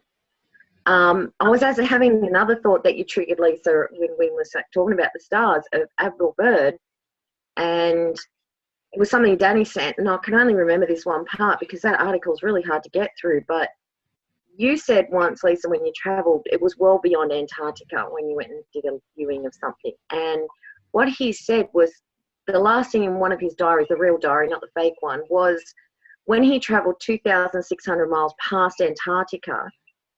He said something about it was amazing seeing the place where the stars were. He was talking about stars, but he's also talking about a real place. And if he had travelled that far, he would have found himself in the Atlantic if it was a globe. And the other interesting thing is that map. I can't remember when you guys brought it up, but this old Vedic map or book that you kept trying to track down that was trying to talk about the stars, just curving around and just being another place. Yeah, I think it was either in The World Beyond the Poles or Worlds Beyond the Poles. That was interesting. I read that online. Yeah. He said that what we see is all an optical illusion. It's the way the lenses of our eyes work, and it is actually kind of, there's an above and below, like this. It's almost like a tube, and that the stars are a band through the middle. Okay, let me see if I can find that. You just talking. Very interesting. That's, yeah. Very, very interesting. Oh, my head's going crazy with ideas and thoughts. And I know, like every time I walk, I just keep going, boom, there's another one. Boom, there's another one. And it's as we're talking, because I didn't think of any of this while I was reading this stuff. But every time I say something, I get triggered with another thing. I can't wait to see what other people come up with. when they Oh, when they yes. get. Yeah. As I say, even if just this discussion brings nothing, that brings forward a few nuggets, or it sparks some memory in others, because it seemed to spark memory in me. Like, I've done this before. Of course it's like that. And in the moment when I was having this experience, it was like, yeah, this is how it is. And there was no question at that time. So I'm wondering what others will bring into the picture with all this information. As I say, a lot of these concepts are not new, but the way we're looking at them might be a little bit different. And if we don't start looking at things a little bit differently, we won't get anywhere. Okay, so according to him, this is terrestrial land surface. So this is the Earth. Above here is what he calls the celestial land surface, which essentially is the same as this, right? And it's the in-between band area is where the space, stars, all of that happens. Oh my goodness. And the optical illusion, let me see if I can find that. Funny how that kind of looks like water. And Well, that looks actually mentions water. So, and then this is kind of how our eyes, because of the way our lens works, wraps it up. And it does that to everything we look at. And when I drew that cube thing, Lisa, that I saw, one of my friends saw it. She said, if you turn that sideways, it looks like an eye. Yes. Oh, wow. I've got to read this sideways. I think he mentions, I think this is supposed to be a layer of water here and a layer of water there. And, that's the stuff that's in there. So. Wow. That fits the whole frequency band idea. It pulls in the water. It pulls in many things, that one. And how many people have been having these experiences of when they almost go on home or whatever, or going through the veil, they're going through water. Yeah. There's one of the constellation families, one of the 8 families is called the Heavenly Waters. How's that? Okay, have you got a map? Have you got one of your maps that you can show where it shows where that is? Oh, that was on the one I brought up earlier. Do you want me to bring it up again? Hold on, I'll just figure it. That's one of the 8 families of the 88 constellations. Hold on, I'll just find it. Somehow I've gotten rid of it. There it is. The Heavenly Waters is part of this constellation. Where are we? Detailed view. Now I've got to figure out how to share screen again. Okay, so hold on a sec. I'm not used to using this particular computer, so give me a sec. All right, I'm bringing that image back up now. There's a few other points that are worthy of noting when it comes up to, come on, there we go. Is it up? Yeah. Heavenly Waters is the blue area. You see the families across the top there. We're in the zodiac family, and interestingly, we're the only ones with symbols. The symbols are interesting. And we've got the Heavenly Waters, this family of stars that have all got watery names. It's if you read more into that and go into look and do more research on that, you'll see that they're all linked to water. The names and everything, and all the mythology and everything, it's all linked to water. Oh, and then there's one just over here on its own, Pisces. Yeah, what's that all about? Did you go back and listen to the show that we did where Lulu first came out? Yes, I did. Okay, Yeah, what did you get out of that in relation to this map? Where were they? Okay, well, the bit that interested me, how do I unshare this? Go up the top of your screen and just hover over. Right up the top. Yeah. I've lost my whole page. Hang on a sec, I'm having glitches here. All right, I'll do it myself. Yeah, can you undo that? Oh, sorry, I can't actually find my main thing. It's gone. No, mine doesn't want to work either. Where am I here? Oh, I don't want that. Go away. Do you want to leave this meeting? No, I don't. I just want to unshare that. Oh, if I move that. Here we go. Got it. I was covered up by the panel of camera things. Yes, I did. And the part I was most interested about was right in the early stages when she was firing her mouse all over, and someone asked her where these 12 come from. And she started shooting up into Google Sky, and she disappeared into some constellations. I did actually write them down, but they're inside. But from memory right now, I think 6 of them came from the Bayer family constellation, and she pointed to individual stars, which I found interesting. She didn't just go to constellations, or she went and actually clicked on a specific star. That's what I want to have a look at with your map. I want to Draco and Tarantula, I remember being 2 of them, and one called Cepheus or C something. I've written it down and there were ones that were just... Yeah, well, can you grab your list? Because I want to see where they are in relationship to that map. I'll go and have a look now. Okay. So how you doing? How you doing? How you doing? What are you doing in a joint? I slept for 10 hours last night, which just like never ever happens. I woke up I know. at 8 in the morning, Surprise. and it was 11. I was like, what? I know you never do that. Always get a morning at some ungodly hour. Oh. Okay. God, it's hot today. Baking in my own juices here. We've got 3 from Dorado, which is part of the... Bring up your map again. Okay, hold on. Where are we? Nah, I can't drive this thing very well. Having issues. Okay, share screen. Okay.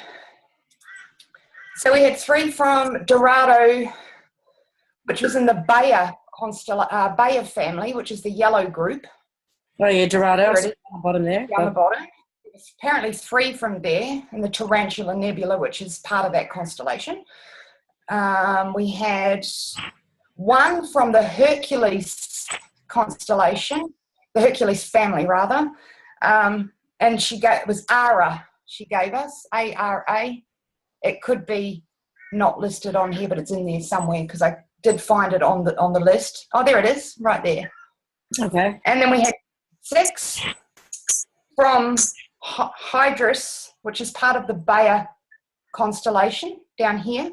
Mm-hmm.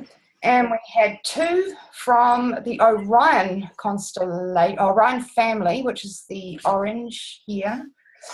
And it was called Lepus, Lepus, which is here. Mm-hmm. And she pointed to individual stars within these constellations within the family. So 2 of them, I think, had numbers. Okay, so far we're dealing with all these lines below the ecliptic, below our programmed range, yes. Okay. Except for, didn't you say Hercules? And what was sure she pointed out Draco as well. Oh yeah, No, did she not? There were 3 from three Dorado, 1 Ara, 6 Hydrus, and 2 Lepus. So we've got with Dorado's in the Bayer family, Ara's in the Hercules family, Hydrus is in the Bayer family, and Lepus is in the Orion family. So even though the R is in the Hercules family, it's still below the line. Yeah. Whereas, down here, it seems to be out here. There was only 1 from there, apparently. Yeah, isn't it interesting how this has been split and there's some of that, yeah. So she talked about the Tarantula, I know that. Nebula. Yeah, Tarantula Nebula, which is within the Dorado constellation and the Bayer family down here. So that's all I really got from that. I located them on this map. I don't know what it means, but they're outside our zodiac. Either, but just the fact that they're all on one side of the line, I just think will be significant. I just don't understand how. It's interesting. Also, another interesting correlation I made is if you want to go take this map and then look at a world map and the ecliptic be the equator, we've got an equatorial band that could be an as above so below of the ecliptic area that we're in. Do you know what I'm saying? Like, Yeah. then you've got the equator, and there's a lot of interesting activity that takes place within the equatorial band of this world. The climate and everything. With Jerry Wills's experience was at Titicaca, which is right in this equatorial band. Apparently there's been a lot of apparent comings and goings from other worlds and things noted in the area, a lot of areas that follow the equatorial band.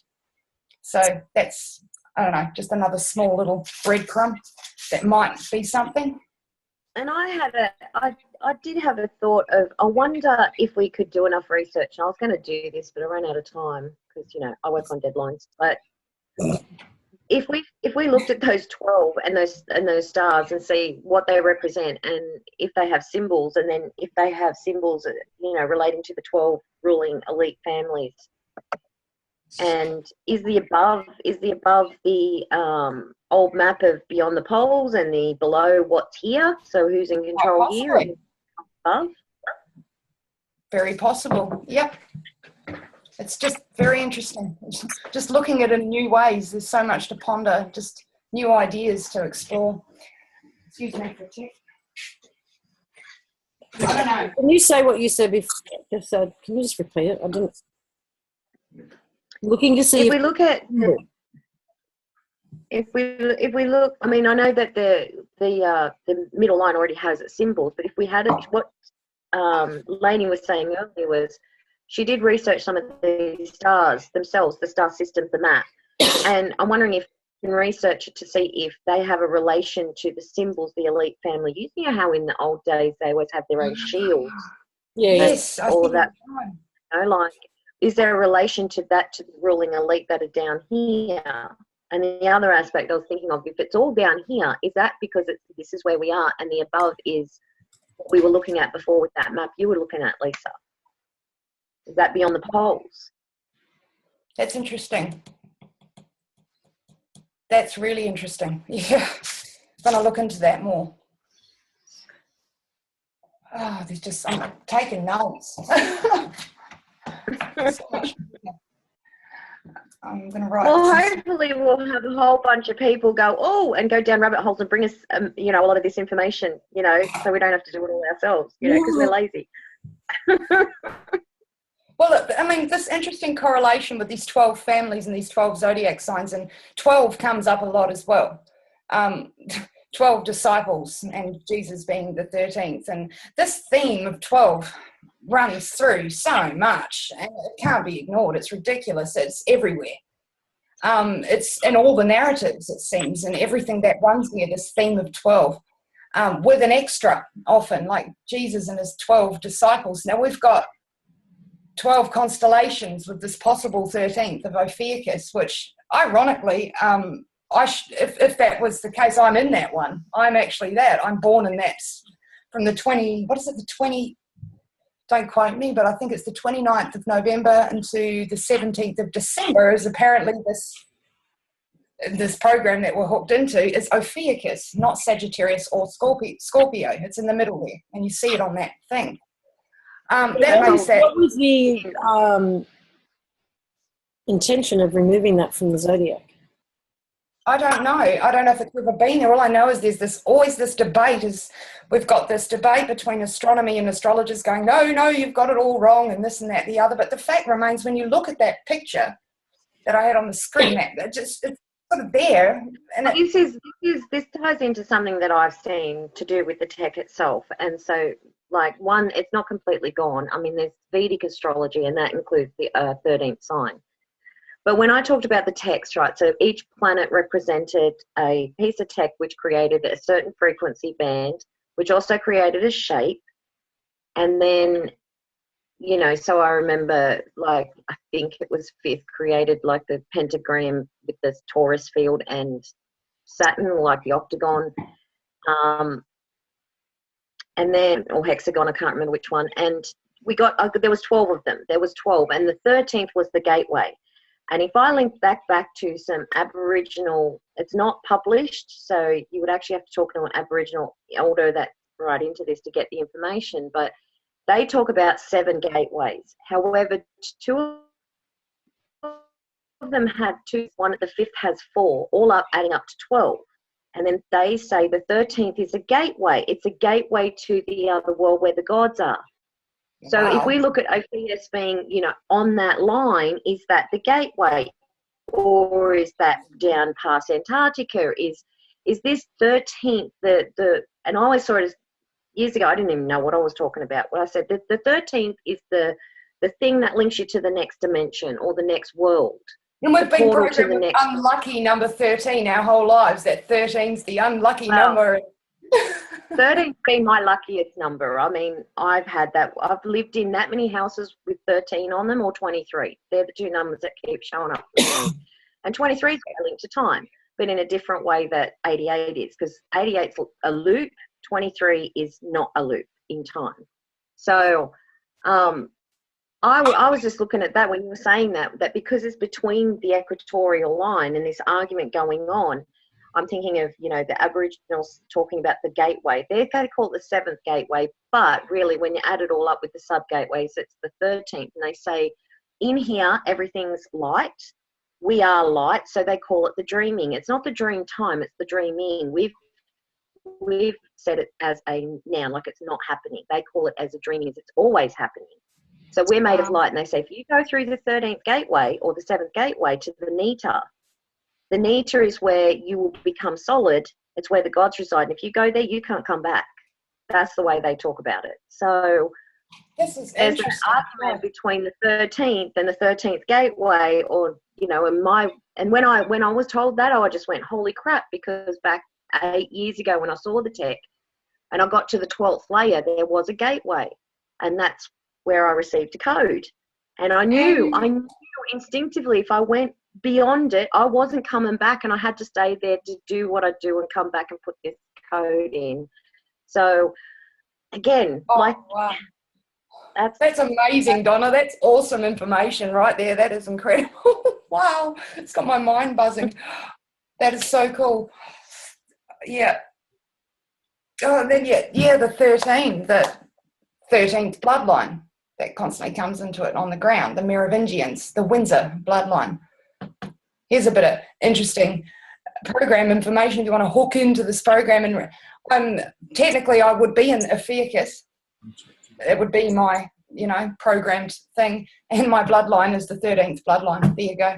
I'm some evil serpent bearing something. And I was born in numerology. Don't go there, because that'll get latched onto and figure the wrong way with stress. Go on, everyone. No, look, it's all to me. Look at it like that, or if the 13 could be the one that's been demonized through time, you know, the one that they've tried to eliminate. Like, we don't know what it means. We don't have any understanding of what it means. Irish, the ones with the red hairs, the giants or whatever it might be, they've said they're the ones that carry the ancient secrets within them, and they've tried to wipe them out. They don't want that information coming out. So I mean, that could be fine. But it's they keep wipe out. They just keep coming back.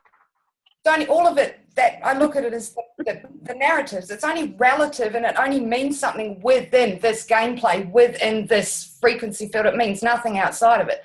Well, remember, you said you've got to invert it. So if they say the 13th is that evil line, then more than likely it's the opposite of what they're saying. So the narrative says they're the bad ones, and likely they're the good ones. But it's interesting, all the rabbit holes you go down in life, and you know, you research bloodlines, and you research these royals, and you research all these families, and you just pop them in the back of your head, and then there's moments like this where it all just sort of goes ching, ching, ching, ching. It's like, oh my God, this is so interesting. What it all means yet, I think is still up for debate. But I don't personally adhere or attach to any idea wholeheartedly in any form. I've never been one of those people. I just jump around and have a look at everything and get inside it and take the nuggets. And things have only got as much meaning to you and as much importance to you as you want to give them. You know, it's just information. It's just words. It's just an idea. And this is what I keep coming back to. All these things are just someone else's idea. It's not our idea. It's someone else's idea. This is something that has been created like a gameplay. It doesn't mean anything to me. I was talking about this the other day. I think it was yesterday. I was talking about these narratives we've been given and the ones that they've taken and destroyed. Like in every reset or every time you look, you can just look at history. There's always been a war where they've taken all the ancient whatever's there and they keep a copy of it, and then they destroy it, and then we put it back together. And all the narratives, to me, are polluted. In some way, they're polluted. Every single one, from the every, you know, they've all got bits missing because, you know, they've been messing with them, and what they've left behind, I'm wary of, because it suits whatever narrative they want us to believe in. And we lost that faith in ourselves. We believed, we bought that story. We were cavemen, nothings, and we knew nothing, and we had to listen to the gods. You know, what if the gods were simply those beings that knew how to protect their own memories and were simply shaping society all the way along while we would be trying to figure out what the hell happened? Yeah, that's it. And because we didn't know, someone knows, they're giving us this story, they're giving us the narrative. With us being creative beings, we've bought into that narrative. That's what we've created. That's it. It's just, Now we've been questioning those narratives so bad. I mean, for so long now. I think there's nothing, no stone's been left unturned, no narrative has not been questioned. Yeah. And everything in question. I mean, we have to question everything. We have to. And when it would be ridiculous to not. We still don't know what we are or where we are. So until I can figure that out, I'll keep asking questions. I don't go to the bank on anything. I think the more ideas we can bring forward now, the more it's going to ping other people to bring their ideas forward and hopefully not be shy about it. Like, I mean, I've been shy for years about bringing my concepts and ideas forward because people just, you know, flame grill you. And when I was a weaker person, it just used to upset me too much. I think, oh, they will think I'm a weirdo, but I don't give a shit anymore. my ideas that I'm bringing forward, your guys' ideas that we're bringing forward, are no more out there than any other ideas that are already out there. We're just pulling in pieces. I jumped in at the tail end of the chat that with Orc Tellers on it. And actually, one thing that he said that cracked me up, and I thought, oh my God, that is so true. He talked about, you know, being unique and being, it's our uniqueness that helps us become creative beings. And he's talking about like a shaman. If you go back and you try and tell a shaman who's, you know, got dust and ash all over him and doing this, he said, you'll more than likely end up in his game. You'll end up in his world, probably smoking ash all over your body. And what we have today is this consumeristic society where, you know, they see these new clothes and you go out, oh, I'm a new person. And he was like, no, you're not a new person. You've just turned yourself into whatever they wanted you to be. You accepted that narrative and you're not new at all. So the more unique and weird you can be, the more free you are to be a creator, the more free you are to be, you know, standing in your own power. So in a way, get weird. Get weird. I feel it.